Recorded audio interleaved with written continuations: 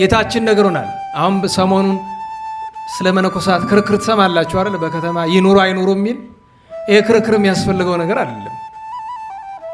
እናዋላችሁ አንድ ዲያቆን ወይ አንድ ካህን ስንት ሚስት ነው የሚኖረው? ንገሩኝ።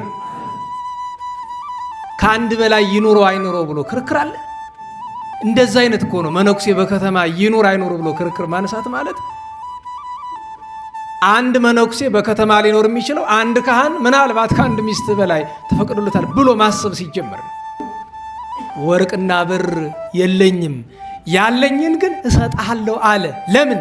ወርቅና ብር ስለሌለው ምን አለው? የእግዚአብሔር ጸጋ ሀብተ ፈውስ አለው።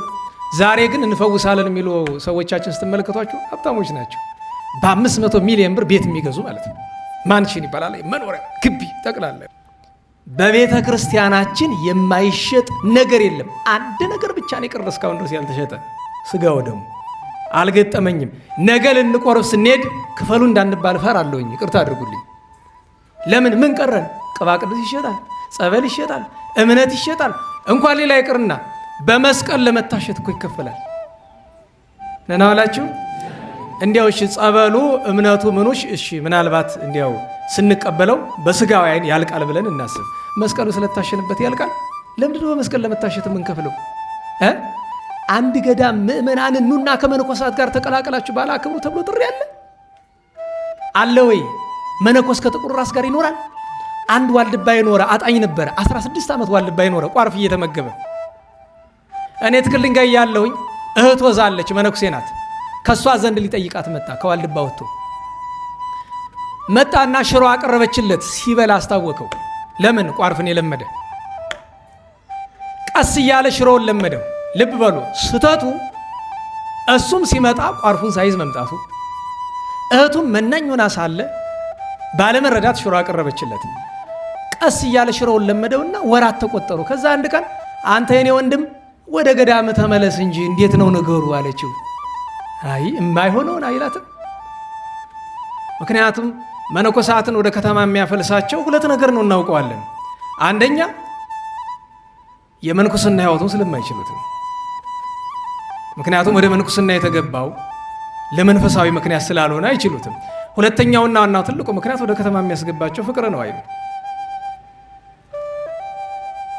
በዓለም ታሪክ ቤተ ክርስቲያን እንደዚህ ዘመን በፍቅር ነው አይተፈትና አታውቅም። በ11 ታላቅ ሰማዕት ቅዱስ ገላውዲዮስ፣ ኢትዮጵያዊ ጻድቅ በግብፅ የነበሩት አቡነ ገብረ ኢየሱስ፣ ኢትዮጵያዊ ጻድቅ ሌላኛው አባ ገላውዲዮስ የሸዋው፣ ሌሎችም ቅዱሳን ዓመታዊ በዓላቸው ነበር። እናታችን ቅድስት ክርስቶስ ክብረ አባ ክርዳኑ ነበሩ።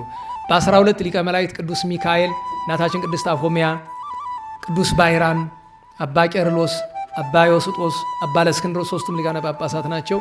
እና ኢትዮጵያዊ ጻድቅ ንጉሥ ቅዱስ ላሊበላ። ቅዱስ ላሊበላ የሚታወቅ በምንድን ነው? በመንኖ ጥሪት። ወወልድ ወመንፈስ ቅዱስ አሐዱ አምላክ አሜን። የአባቶቻችን አምላክ የቸርነት ባለቤት ቸሩ እግዚአብሔር ከዚህ ሰዓት ከዚህ ዕለት ያደረሰን ቅዱስ ስሙ የተመሰገነ ይሁን። ሊቃውንት ወንድሞቻችን እህቶቻችን በእግዚአብሔር ሰላምታ እንዴት ዋላችሁ? እንዴት ሰነበታችሁ? ቸርነቱ ምሕረቱ ይቅርታው በጎነቱ የባሕሪ ገንዘቡ የሆነ አምላካችን መድኃኒታችን ኢየሱስ ክርስቶስ ለአምላክነቱ እንደሚገባ ቅዱስ ስሙ የተመሰገነ ይሁን። እመቤታችን ቅድስት ድንግል ማርያም ወላዲተ አምላክ ንጽሕት ቅዱስ መስቀል ቅድስት ቤተ ክርስቲያን ያከበራቸው ቅዱሳን ሁሉ ስማቸው የተመሰገነ ይሁን። እንኳን አደረሳችሁ። ቸሩ አምላካችን ከጻድቃን በረከት ያሳድርብን። የቅዱሳን ሐዋርያት ሥራ ምዕራፍ 3 ቁጥር 1 ጴጥሮስና ዮሐንስም በ9 ሰዓት ለጸሎት በአንድነት ወደ ቤተ መቅደስ ወጡ። ከእናቱ ማኅፀን ጀምሮ እግሩ ሽባ ሆኖ የተወለደ አንድ ሰው ነበር። ወደ መቅደስም ከሚገቡት ምጽዋት ይለምን ዘንድ ሁልጊዜ እየተሸከሙ መልካም በሚሏት በመቅደስ ደጃፍ ያስቀምጡት ነበር። ጴጥሮስንና ዮሐንስንም ወደ መቅደስ ሲገቡ አይቶ ምጽዋት ይሰጡት ዘንድ ለመናቸው። ጴጥሮስም ከዮሐንስ ጋር ትኩር ብሎ ተመለከተውና ወደ እኛ ተመልከት አለው። ወደ እነርሱም ተመለከተ። ምጽዋት እንደሚሰጡትም ተስፋ አድርጎ ነበር። ጴጥሮስም ወርቅና ብር የለኝም፣ ያለኝን ግን እሰጥሃለሁ። እነሆ በናዝሬቱ በኢየሱስ ክርስቶስ ስም ተነስተህ ሂድ አለው። በቀኝ እጁም ይዞ አስነሳው። ያን ጊዜ እግሩና ቁርጭምጭሚቱ ጸና፣ ዘሎም ቆመ። እየሮጠና እየተራመደም ሄደ። እግዚአብሔርንም እያመሰገነ ከእነርሱ ጋር ወደ ቤተ መቅደስ ገባ። ሕዝቡም ሁሉ እግዚአብሔርን እያመሰገነ ሲመላለስ አዩት። እርሱም መልካም በምትባለው በመቅደስ ደጃፍ ተቀምጦ ምጽዋት ይለምን የነበረው እንደሆነ አወቁት። በእርሱም ከሆነው የተነሳ መገረምና መደነቅ ሞላባቸው። ጴጥሮስና ዮሐንስም ይዘውት ወደ ቤተ መቅደስ ሲገቡ ሕዝቡ ሁሉ ደንግጠው ወደ ሰሎሞን መመላለሻ ወደ እነርሱ ሮጡ። ስለ ቅዱስ ቃሉ ቸሩ እግዚአብሔር የተመሰገነ ይሁን። ተመሰገነ ይሁን። ለትምህርታችን ማንሻ ወርቅሰ ወብሩር አልበየ፣ ወርቅና ብር የለኝም የሚለውን መነሻ እናደርጋለን። ውስጡ ኃይለ ቃል እንዳይበዛበት እንደ እግዚአብሔር ፈቃድ ጥንቃቄ እናደርጋለን። ምክንያቱም ጊዜው ፍቅረ ነዋይ ነግሶ ቤተ ክርስቲያናችን እጅግ የምትፈተንበት ወቅት ስለሆነ ቅዱሳን አባቶቻችን ካስቀመጡልን የሕይወት ጎዳና ጌታችን በወንጌል ካስተማረን ጎዳና ልዩ የሆነ የማይገጥም የማይመስል አካሄድ በሁላችን ዘንድ እየታየ ነውና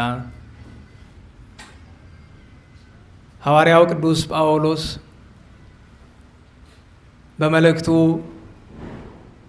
ለኤፌሶን ሰዎች ሲጽፍላቸው የተናገረው ለሁላችን ምክር እዝናት ሊሆን የሚገባው ኃይለ ቃል ነበረ።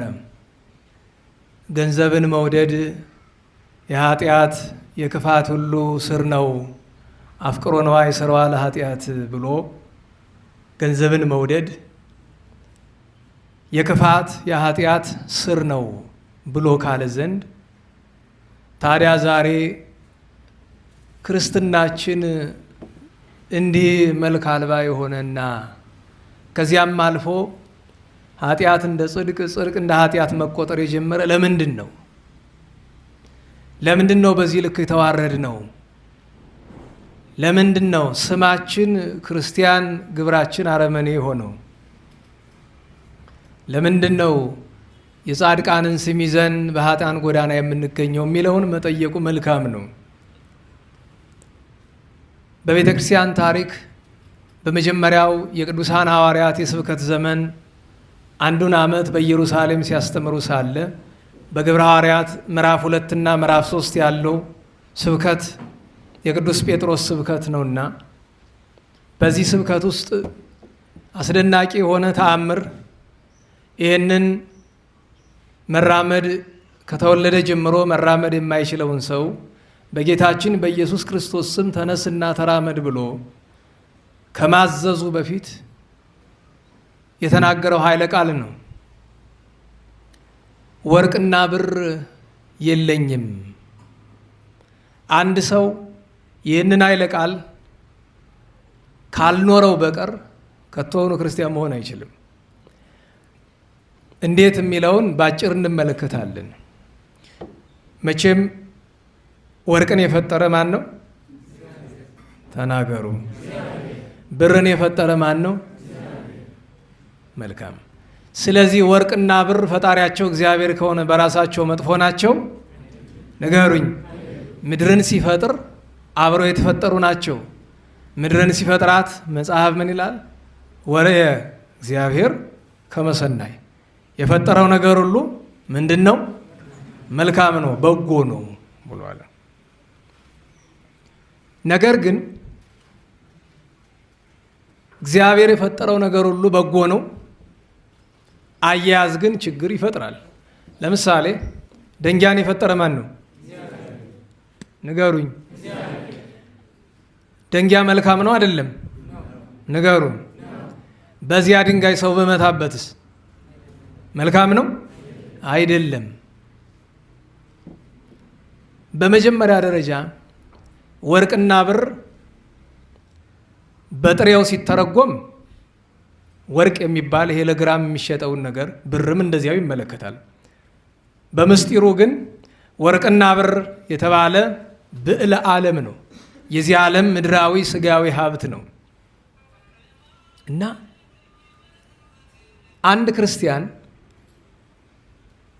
ሊኖረው የሚገባውን ሕይወት ጌታችን ነግሮናል። አሁን ሰሞኑን ስለ መነኮሳት ክርክር ትሰማላችሁ አይደል? በከተማ ይኑሩ አይኑሩ የሚል ይሄ ክርክር የሚያስፈልገው ነገር አይደለም።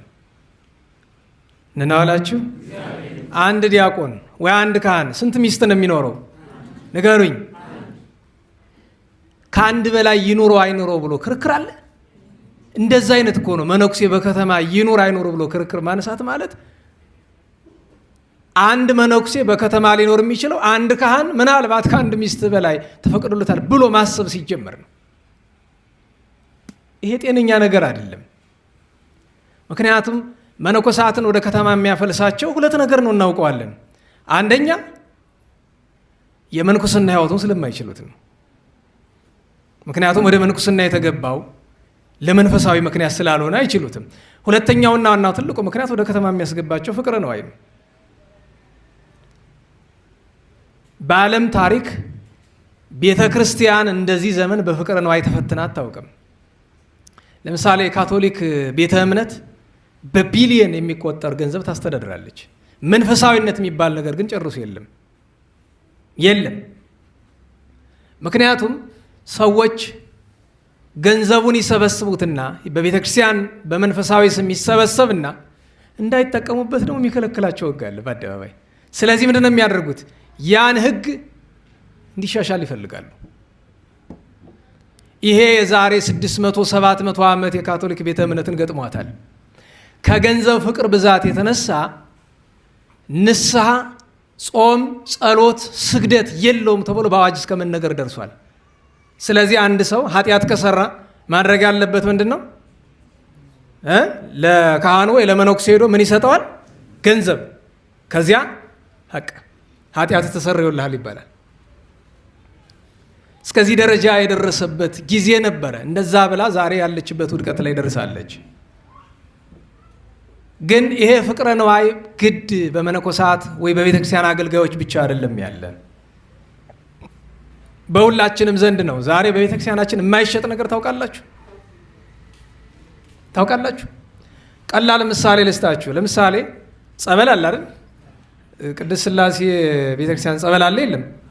ንገሩኝ። ቃ ኢየሱስ አለ የለም? አደባባይ ተክለ ሃይማኖት፣ ቂርቆስ፣ በዓታ፣ መርቆሬዎስ እያላችሁ ብትቆጥሩት ከነዚህ ውስጥ ወደ አንዱ እንኳ ሄዳችሁ በነፃ መጠመቅ ትችላላችሁ? ንገሩኝ።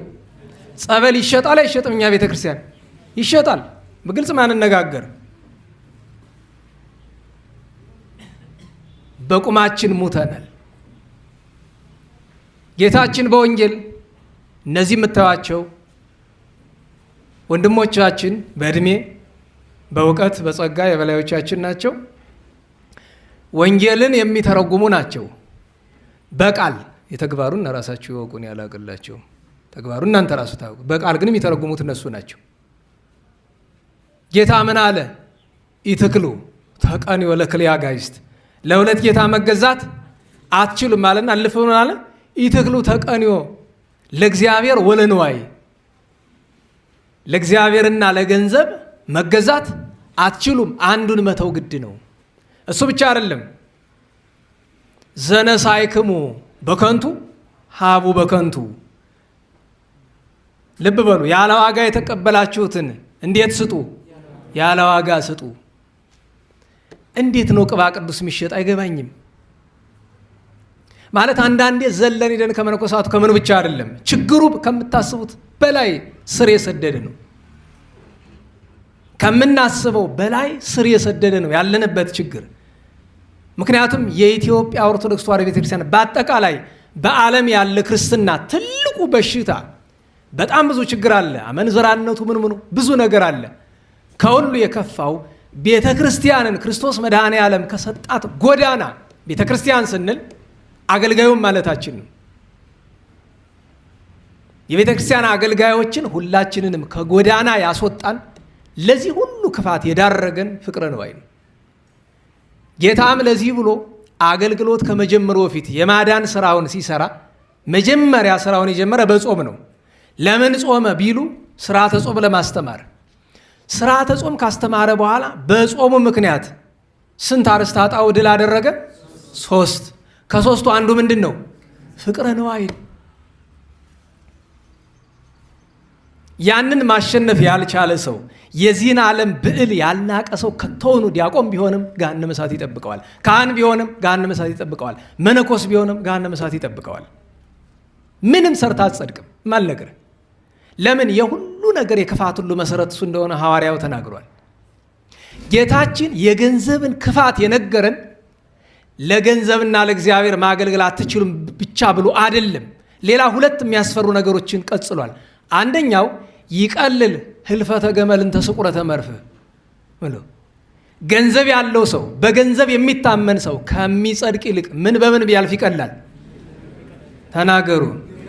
ግመል በመርፌ ቀዳዳ ቢያልፍ ይቀላል ብሎናል። አንደኛ። ሁለተኛ ሐዋርያትን ጭራሹኑ ገንዘብ አይደለም የገንዘብ ከረጢት አትያዙ ብሏቸዋል። ኪስ እንዳይኖር። ኪስ የሌለው ሰው አለ? እስቲ እንዲያው ጎበዝ ሴቶች፣ ያው በተፈጥሮ ልብሳችሁ ኪስ የለውም፣ በቦርሳ ነው የምትይዙት። ኪስ የሌለው አለ? በነገራችሁ ላይ ሱሪ ሲሰራ ለምንድን ነው ትንሽ ኪስ የማይኖር? አሁን ከሆነ ለምንድን ነው የሱሪያችን ኪስ የበዛ? እውነት የበዛ ሁሉ ኪስ የስስት ምልክት እኮ ነው። አንዱ ራሱ ኪስ ማብዛት ምንድን ነው? ደህና ዋላችሁ? እስቲ ልብ በሉ። ለምንድን ነው ኪስ ያበዛ ነው? የሱሪው ኪስ የበዛ ለምንድን ነው? ምን ልንከትበት ነው? ሰው ልንከትበት ነው? ደንጊያ ተሸክመን ልንዞር ነው? እኔ የሚገርማችሁ ነገር የዛሬ 6 ዓመት ያወለኩት ሱሪ፣ ይሄ ስራ ስሰራበት የነበረ መደበኛ የጨርቅ ሱሪ በፌስታል ተቋጥሮ ትናንት አገኘሁት። ስፈትሸው 4 ኪስ አለው፣ በኋላ 2 በፊት 2 ማለት ነው። እና ሞልቷል። እንግዲህ ገንዘብ እንዳይሆን ብዬ ባወጣው ወረቀት ያ ዜና ሲሰራበት የነበረ የትንታኔ ወረቀት ወደ 30-40 ወረቀት ማለት ታጭቆበት ገንዘቡንማ ተንበልተ ነው ይሆናል። በጣም ተጎድተናል። ጌታችን በገንዘብና በክርስትና መካከል ምን ያህል ድንበር እንዳኖረለት፣ ቅዱሳን ሐዋርያት ምን ያህል ድንበር እንዳኖሩለት፣ ቅዱሳን ሊቃውንት ምን ያህል ድንበር እንዳኖሩለት መረዳት ስላልቻለ ነው። የዚህ ዘመን የቤተ ክርስቲያናችን ትልቁ ፈተና እሱ ነው። ፍቅረ ንዋይ ነው። መነኩሴውን ቆቡን ቢያረክሰው፣ ካህኑን ክህነቱን ቢያረክስበት፣ ምዕመኑን ቢያረክሰው እሱ ነው። ማስተዋል ይገባናል። እና ዘለን ከሌላ ቦታ ከመሄዳችን በፊት በቤተ ክርስቲያናችን የማይሸጥ ነገር የለም። አንድ ነገር ብቻ ነው የቀረ እስካሁን ድረስ ያልተሸጠ፣ ስጋ ወደሙ። አልገጠመኝም። ነገ ልንቆርብ ስንሄድ ክፈሉ እንዳንባል እፈራለሁኝ። ይቅርታ አድርጉልኝ። ለምን? ምን ቀረን? ቅባ ቅዱስ ይሸጣል፣ ጸበል ይሸጣል፣ እምነት ይሸጣል። እንኳን ሌላ ይቅርና በመስቀል ለመታሸት እኮ ይከፈላል። ነና ዋላችሁ? እንዲያው እሺ ጸበሉ እምነቱ ምኑሽ እሺ ምናልባት እንዲያው ስንቀበለው በስጋዊ አይን ያልቃል ብለን እናስብ። መስቀሉ ስለታሸንበት ያልቃል? ለምንድን ነው በመስቀል ለመታሸት የምንከፍለው? አንድነት እንዳትረሱ። የዚህ ችግር 50%ዎቹ እኛ ነን። ደጋግሜ ነግሬያችኋለሁ። ቤተ ክርስቲያንን ለአገልግሎት የሚያስፈልጋትን ገንዘብ ያሳጣት ማን ነው? መጀመሪያ ንገሩ። እኛ ነን። ለምን? አስራት እየበላን። አስራት የሚያወጣ ምዕመን እኮ ቤተክርስቲያኗ የላትም። 99% እኮ ህዝቡ አስራት አያወጣም። ግን ዞሮ ዞሮ እሱም ተጠያቂነቱ የኔና የእናንተ ነው። ምክንያቱም አስራት እንዲያወጣ ታስተምራላችሁ። አስራት እንዲያወጣ የሚያስተምር ሰባኪ ግን ሰምቼ አላውቅም። ከዚህ የበለጠ ትምህርት እኮ ሊኖር አይገባም ነበረ። አስራት ህዝቡ እንዲያወጣ ማስተማር። እኔ አንድ ሰበካው ጉባኤ ተመርጠው እስኪ ምከረን አሉኝ። ምንም አትድከሙ፣ አንድ ስራ ብቻ ስሩ። ካህናትን በደንብ አሰልጥናችሁ ጎበዝ ሰባኪ አድርጓቸው። ብዙ ጥቅም አለው። ግን እናንተ የምትፈልጉ ገንዘቡን አይደለ? ገንዘብ ፍለጋ ነው ጊዜ የሚመጡት ይታወቃል። አሰልጡንና ጎበዝ ሰባኪ አድርጓቸው። ከዛ አንድ ስራ ሰጧቸው። የንስሐ ልጆቻችሁን በሙሉ አስራት እንዲያወጡ አድርጉ በሏቸው። ለዚያ ግን አስቀድመው እነሱ ራሳቸው ፍትሐ ነገሥት እንዳዘዘ አስራት ማውጣት አለባቸው። ካህናት ደሞዛቸው ከአስራት ነው አይደለም?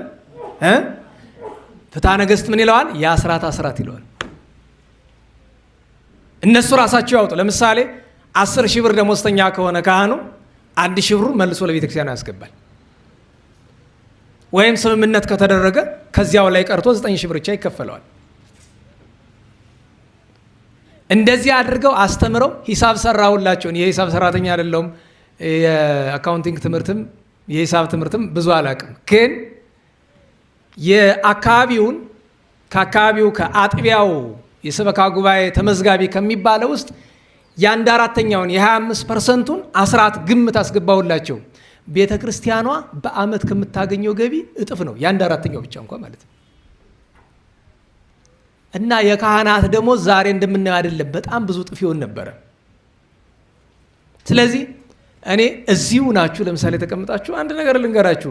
አስራት ቤተ ክርስቲያን ልንቆርብ ስንሄድ ለዚያ አገልግሎት ክፈሉ ማለት የለባትም። እኛ ግን አስራት ሳናወጣ ጸበል መጠጣት ወንጀል ነው።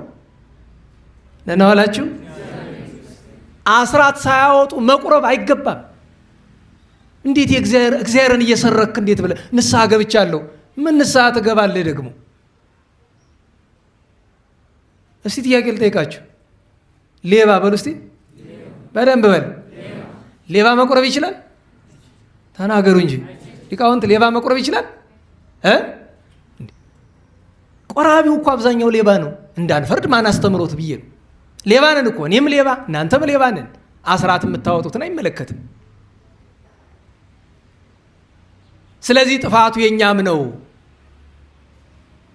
ሰው ንስሐ ቢገባ የፈለገውን መልካም ቢሰራ አስራት እስካላወጣ ድረስ ለስጋው ደግሞ ብቁ አይደለም። ለምን? ጌታ በትንቢተ ሚልክያስ ተናግሯል። ሰርቃችሁኛል ይላል እግዚአብሔር። ሰርቃችሁኛል። አስከትሎ ምን ይላል እግዚአብሔር በነቢዩ አድሮ? ሰው እግዚአብሔርን ይሰርቃልን ይላል። አስባችሁታል? ሰው እግዚአብሔርን ይሰርቃል ይላል። እግዚአብሔርን ሰርቀ ነው እንዴት ቆራቢ ነን እንላለን? ታዲያ በሌላ ግልባጭ ስንመለከተው አስራትን ማናወጣ ለምን ይመስላችኋል? ፍቅረ ነዋይ። እንዴት ዋላችሁ? አንዲቱ መጣችን እናንተ ጋር ስትማር ኖረች። እኔ ደሞዜ 3,000 ብር ነው። አሁን እንኳ 16,000 ገብቷል መሰለኝ። እሷ ደሞዝ 3,000 ያለ ነው የዛሬ 5 ዓመት ወይ እንደዛ አካባቢ። እና እቺ ቤተሰብ ማስተዳደርባት ናት። ከዚች ብሶ 300 ብር ሳነሳባት አስራት እንዴት ሆናለሁ አለች። ይሄ እኮ የአንድ ክርስቲያን አነጋገር አይደለም፣ የአንድ ኢአማኒ ንግግር ነው። አንድ ክርስቲያን የሚያስብ 300 ብር መጉደሉን ነው። በዛ ፈንታ የሚመጣውን 300,000 በረከት ነው የሚያስብ። ከዛ ምን አልኳት? ቀላል ነው። አንቺ 300ን አስራት አውጪ። በ2,700 ወሩ ካላዳረሰሽ የምትፈልጊውን ገንዘብ ከኛ ዘንድ ነይና ጠይቅ፣ ከአገልግሎት እንሰጥሻለን። ይሄው ቃል ነው። በወሩ ሳትመጣ ቀረች። በሁለተኛ ወር መታ ምን ነው ቀረሽ አልኳት። አይ አስራቱን አወጣሁት፣ ግን በሕይወቴ ለመጀመሪያ ጊዜ ወሩን በሙሉ ሳልቸገር የቆየው በዚህ ወር ብቻ ነው። አስራት ያወጣችበት ወር ማለት ነው። የሚገርማችሁ እንደዛ ከረማ አሁን ደሞዙ ከፍ ሲል ተወችው። ለምን? የ16,000 1,600 ብር ነው። እና አሁን በላይ በሽታ ሕክምና አሁን ባለፈው 20 ምናምን ሺህ ብር ለሕክምና ወጣለ። ገና 120 ምናምን ታወጫለሽ። የትራንስፖርት የለ፣ በእግር ነው ታዲያ ወደ መስሪያ ቤት የሚኬድ።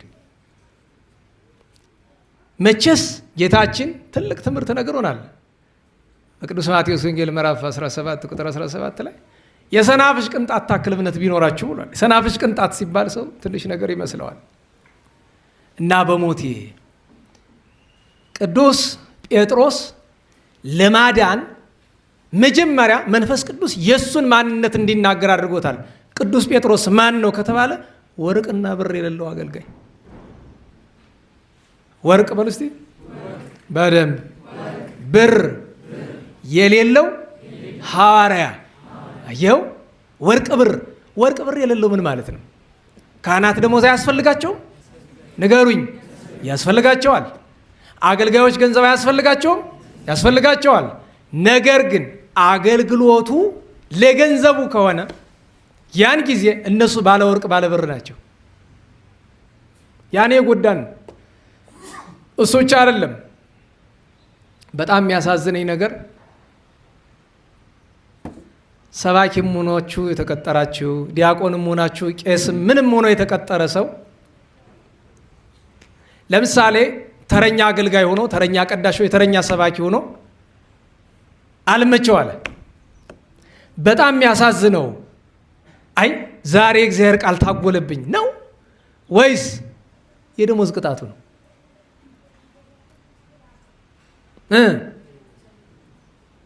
አስበው። እሱ እኮ ነው በጣም የሚያሳፍረው ነገር። አስባችሁታል? እንዴት ነው ግን እኔ በነገራችሁ ላይ እንዴት ነው የክርስትና እንደው ሽታው እንኳን የጠፋብን ወገኖቼ? እንዴት ነው ሽታው የጠፋ? እሱ ብቻ አይደለም። አንዳንዶቻችንን ለመንካት አይደለም እኔንም ሊጨምር ይችላል። ለምሳሌ በዚህ ዘመን መጻሕፍት ይጻፋሉ አይደለም? አይጻፉም? ይጻፋሉ።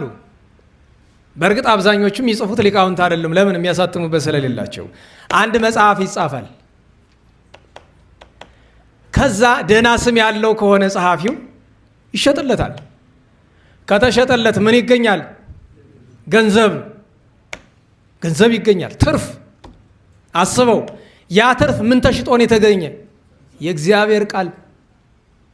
እንዳትረሳው። የእግዚአብሔር ቃል ተሽጦ ትርፍ ይገኛል። ገንዘብ ተሽጦ ማለት ነው። እኔ ሁልጊዜ መጽሐፍት ልገዛ ሲሄድ ንዋያተ ቅድሳት መጽሐፍትም መግዛቱ ግድ ስለሆነ ሄጄ ስንት ነው እለዋለሁ። ይህም መጽሐፍ ቅዱስ 2000 ይለኛል። አይ በዛ ዋጋው ማለት መሳደብ ነው። ስለዚህ ምንድን ነው የምል? አቅሙ የለኝም ቀንስልኝ ነው እንጂ ቅዱሳት መጽሐፍት ይሄ መጽሐፍ ስንት ነው ዋጋው? እንኳን መጽሐፍ ገና መነሻው ላይ በቀዳሚ ገብረ እግዚአብሔር ሰማያዊ ምድር የምትለው አረፍተ ነገር ስንት ነው ዋጋዋ? በነገራችሁ ላይ ይሄ መጽሐፍ የታተመበትና የመጽሐፍ ቅዱስ ማህበር እንዲሸጥ የወሰነው በ260 ብር ነው እኮ። 3000 ብር የሚሸጥ ለምን ይመስላችኋል? 2000 ብር የሚሸጥ ለምን ይመስላችኋል? ስም ብጠራ ይንጫጫሉ እንጂ ናጅሬ ናቸው። ተቀበለው በ200 ምናምን ብር አመጣው መነቀጫ መሸቀጫ። አስቡት። እኔ የሚታየኝ ምን እንደሆነ ታውቃላችሁ? ቅዱሳት መጻሕፍት ሲጻፉ ቤተ ክርስቲያን ለአገልጋዮቿ የሚፈለገውን ነገር ታቀርብና፣ ለምሳሌ አንድ ሊቅ ለምሳሌ ከእናንተ መካከል አንዱ የሆነ መጽሐፍ ጻፋችሁ። በማን ገንዘብ ይታተማል? በቤተ ክርስቲያኗ። ከታተመ በኋላ ለሕዝቡ ይቀርባል። ለሕዝቡ ሲቀርብ ምን ተደርጎ ነው? ቅዱሳት መጻሕፍት ታትመዋልና ውሰዱ፣ ተጠቀሙ። በገንዘብ ነው? በነፃ በነፃ። ለምን? የታተመ ማን ባወጣው አስራት ነው? ሕዝቡ። የገንዘብ ኪሳራ የለማ በቤተ ክርስቲያን ዘንድ። ራሱ ይተካዋል። አስራት ስለሚሰጥ ይተካል። እንደዚህ እኮ ይቻላል። ኧረ አንድ ሰሞንማ ስብከት ሁሉ መሸጥ ተጀምሮ ነበር። በዚህ በሲዲ በምናምን ታስታውሳላችሁ? ስብከት አንድ ጊዜ ወጣ። እንደኔ እንደዚህ ተለፈልፍና እገሌ የሚባል ታዋቂ ሰባኪ የሰበከው እየተባለ በመኪና እየተዞረ ሁሉ ተገዝቶ ተሽጧል። መዝሙር ይሸጣል። አስቡት እስኪ። መዝሙር ሽጦ መጽሐፍ ሽጦ መኪና ገዝቶ ፎቅ ሰርቶ ያንን መዝሙር እናንተ ሰንበት ተማሪዎች ትዘምሩታላችሁ። እሱ እኮ መዝሙር አይደለም፣ ሸቀጥ ነው።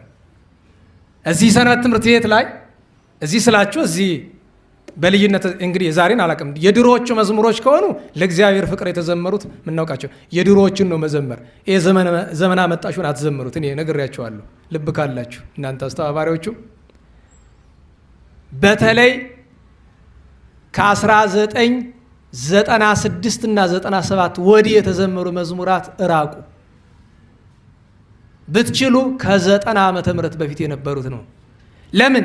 ያኔ ንግድ አልነበረም፣ ለአገልግሎት ነው። አብዛኛው ሰው እነ ኪነ ጥበብ እነ ማርታ እነ ይልማ በመጀመሪያው ጊዜ እነ ታደለ ፊጣ የማዕረግ ስማቸውን ተዉት። ስራ መፍታት ነው። ችግር አለው በስማቸው ቢጠሩ።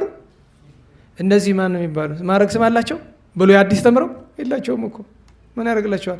ትርጓሜ የሚያስተምሩ ለምሳሌ አንዱ የንታዲ በኩሉ አሉ አይደለም? ማዕረግ ስም አላቸው ብሎ ያስተምራሉ። አዲስ ያስተምራሉ። 4 ጉባኤ ከየንታ ሊቀ ሊቃውንት ስር 4 ጉባኤ የሚያውቁ ናቸው። አቋቋም፣ ቅኔ፣ ዜማ አዋቂ ናቸው አይደል? ስማቸው ማን ነው? መምህር ዲበኩሉ። በቃ አለቀ። ሌላ ምን አለ? ምን ያደርጋል? ምን ያደርግላቸዋል? ክብራቸውን አይጨምረው አይቀንሰው። ሊቀ ምናምን በኩራ ምናምን ብትለኝ አይገባኝም። በእናንተ እንግሊዘኛ ደሪዝ ነው ሊቅ ደሪዝ ነው በኩር ተው። ሊቅነቱን ለሊቃውንት ተውላቸው። ሊቀ መባልን ለሊቃውንት፣ በኩረ መባልን ለፈጣሪያችን እንተው። በኩር የተባለ እሱ ነው መድኃኒታችን ነው። ይህንን ብዬ ስል የሚሰሙ ዘማሪዎች ሊናደዱ ይችላሉ። ምንም አያናዳችሁ፣ ያው ገንዘባቸውን አይቀርባቸውም። በዩቲዩብ ነው ደግሞ አሁን ሲዲ ምናምን ቀርቶ በዩቲዩብ ሆኗል። ስለዚህ ሸቀጥ መዘመር አይገባም። ታዲያ መዝሙር የት እናገኝ? የድሮዎቹ በነገራቸው ላይ በላይ በላይ በላይ በላይ የሚጨመር የድሮዎቹ የት ሂደው ነው? የድሮ እኮ በቂ ነው። ደህና ዋላችሁ። የቅዱስ ዳዊት መዝሙር ስንት መዝሙር ነው ያለው? ኧረ በሞት የተናገሩ ንገሩኝ። ላለፉት 3000 ድፍን ዓመታት ቅዱሳንን ሁሉ ከብቃት ያደረሰ ጸሎት አይደለ? ተጨምሮበት ያውቃል። ምን አዲስ ነገር ያስፈልገናል? የሊቃውንት ወረብ ሞልቶ የለ። ምክንያቱም መዝሙር ሸቀጥ ነዋ። ገበያ ላይ የሚሸጥ ሸቀጥ፣ ተራ ሸቀጥ። የዚህ ዘመን መዝሙር ተራ ሸቀጥ ነው። እንዴት ዋላችሁ? ማሕሌቱን ተመልከቱት። ማን የሰራው? ቅዱስ ያሬድ። ይሄው አለ እንዳለ። ሊቃውንት ቢጨምሩ እንኳ የሚጨምሩ ያልተሰራላቸው ቅዱሳን ካሉ ይጨምሩላቸዋል። ለነሱ ምስጋና ይደርሱላቸዋል። ነገር ግን ለደረሱት ነገር ይከፈላቸዋል? የለም። ለምሳሌ መልካ ኢየሱስ ታውቃላችሁ? እንዴት ዋላችሁ? መልካ ኢየሱስ 2 ነው ያለ።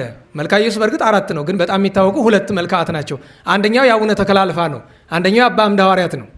ሁለቱም ሊቃውንት ለደረሱት ድርሰት ተከፍሏቸዋል? ንገሩኝ።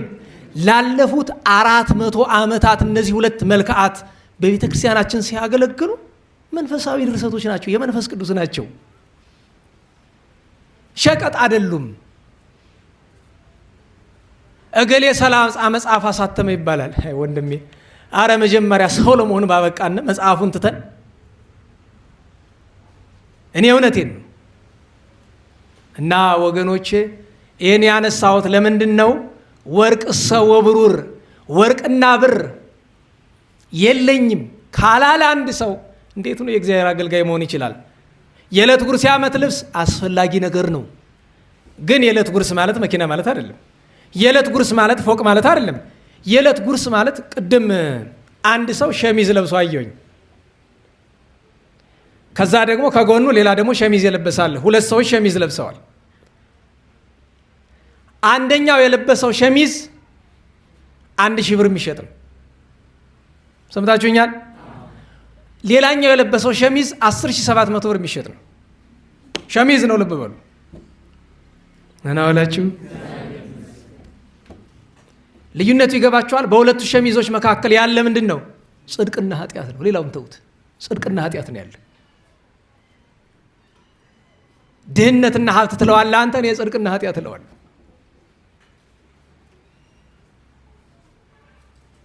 እኔ ይገርመኛል። እቤታችን ስንት ልብስ ነው ያላችሁ? እስኪ ቁጠሩት። ቤት ስትገቡ በተለይ እህቶች እስኪ ቁጠሩት ልብሳችሁን። ስንት ነው ያላችሁ? እንዲያው በሞቴ እንዲያው ዛሬ ከቤታችሁ ከገባችሁ ማታ ከገባችሁ ማለት አንዳንዶቻችሁ ዩኒቨርሲቲ ምናምን ስለምትሄዱ እቤታችሁ እስኪ ቁጠሩትና ለማንም አትንገሩ፣ ለራሳችሁ ጻፉት እስኪ። ወይ ስልካችሁ ወይ ሜሴጅ የሆነ ጻፉት እስኪ። ይሄን ያህል ልብስ አለኝ ብላችሁ። ወንዶችም ብትሆኑ ስንት ሱሪ ነው ያላችሁ? ስንት ጃኬት ነው ያላችሁ?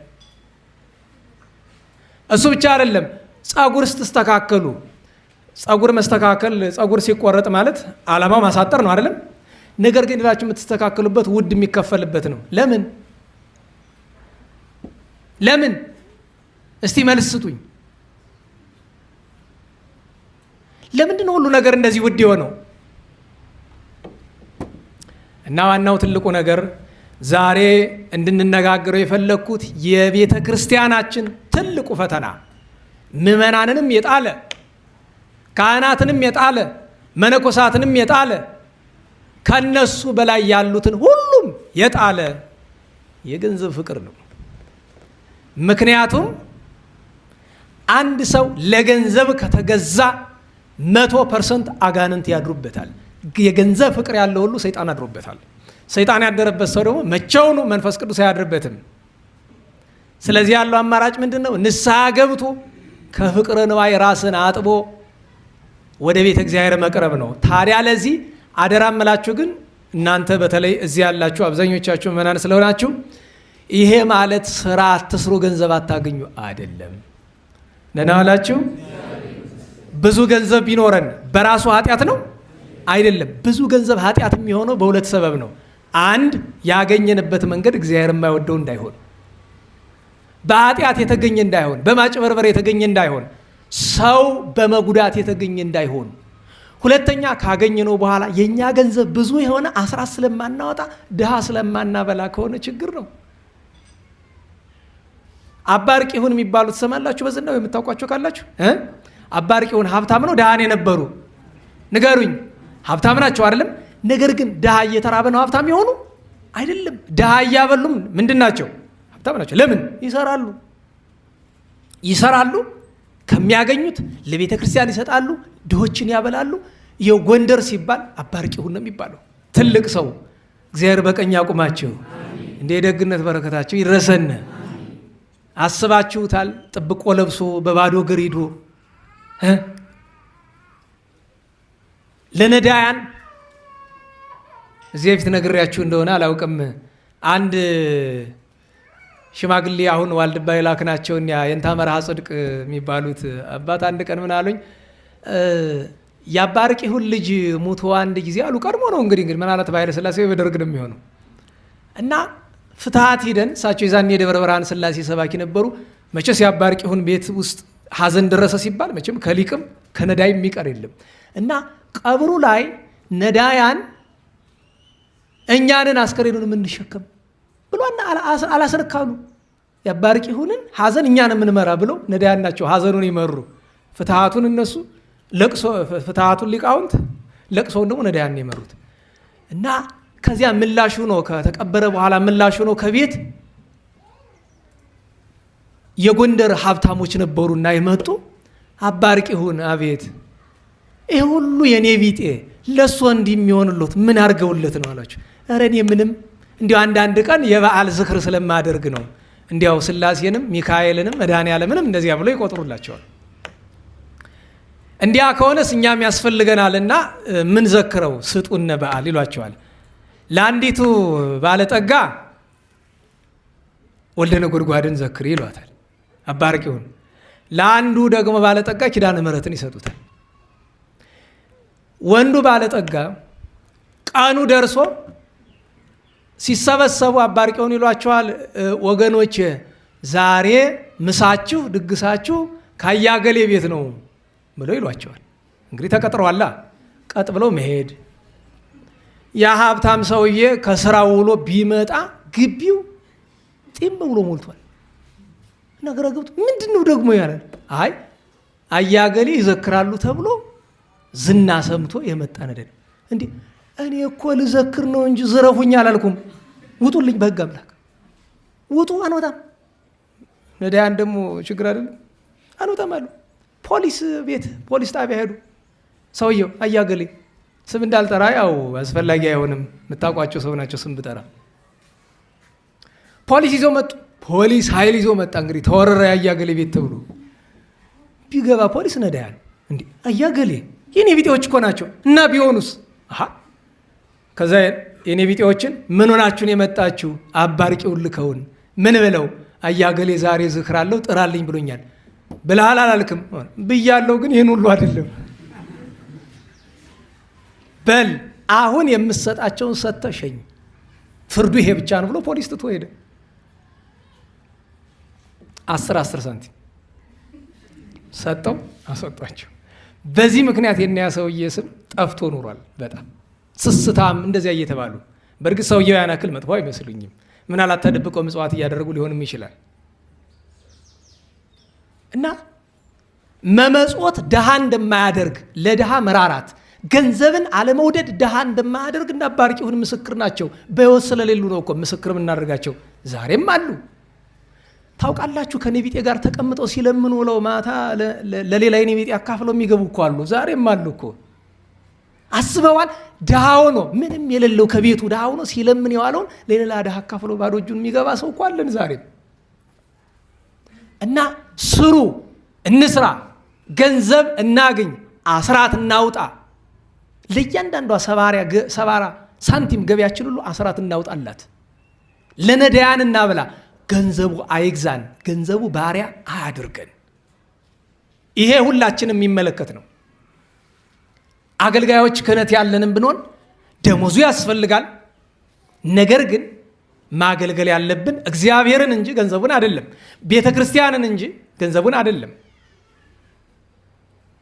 አይደለም። አገልግሎት ስንቀር እግዚአብሔርን ሳላገለግል ቀረሁ ነው እንጂ ዛሬ ደሞዝ ልቀጣ ነው። የሚገርማችሁ ነገር ሰበካ ጉባኤ ገብተን በነበረበት ጊዜ እጠብቃለሁ ምን የሚል አገልግሎት ቀርቶ የቀጣ ነው። ከቀጣናቸው ሰዎች መካከል አንደኛው መጥቶ አይ ኧረ እንኳን ቀጣችሁኝ፣ የእናንተውስ በቅጣት አለፈ፣ እግዚአብሔርን ያላገለገልኩትስ እንዴት ያደርገኝ ይሆን የሚል አንድ ሰው ይናፍቀኝ ነበር። እኔ አይቼ ሰምቼም አላውቅም። ዛሬ እግዚአብሔርን ሳላገለግል ዋልኩ ብሎ የሚቆጨው አለ። እና ለዚያ ነው ለሁሉም ወርቅና ብር የለኝም ያለኝን ግን እሰጥሃለሁ አለ። ለምን? ወርቅና ብር ስለሌለው ምን አለው? የእግዚአብሔር ጸጋ፣ ሀብተ ፈውስ አለው። ዛሬ ግን እንፈውሳለን የሚሉ ሰዎቻችን ስትመለከቷቸው ሀብታሞች ናቸው። በ500 ሚሊዮን ብር ቤት የሚገዙ ማለት ነው። ማንሽን ይባላል፣ መኖሪያ ግቢ ጠቅላላ የሆነ ነገር። ደግሞ ሰሞኑን ማስታወቂያ አይተናል። ካሚንግ ሱን የሚል ደግሞ እንግሊዝኛ ጭራሽ ይሄ እብዱ ሰውዬ አጥማቂ ነኝ የሚለው በዚህ ማዶ ያለው ካሚንግ ሱን። አይ ካሚንግ ሱን ወዴት ነው? ወደ እንግሊዝ ነው መሰል። ደግሞ አስባችሁታል? ሰው ወርቅና ብር ተሸክሞ ድውያንን ሲፈውስ።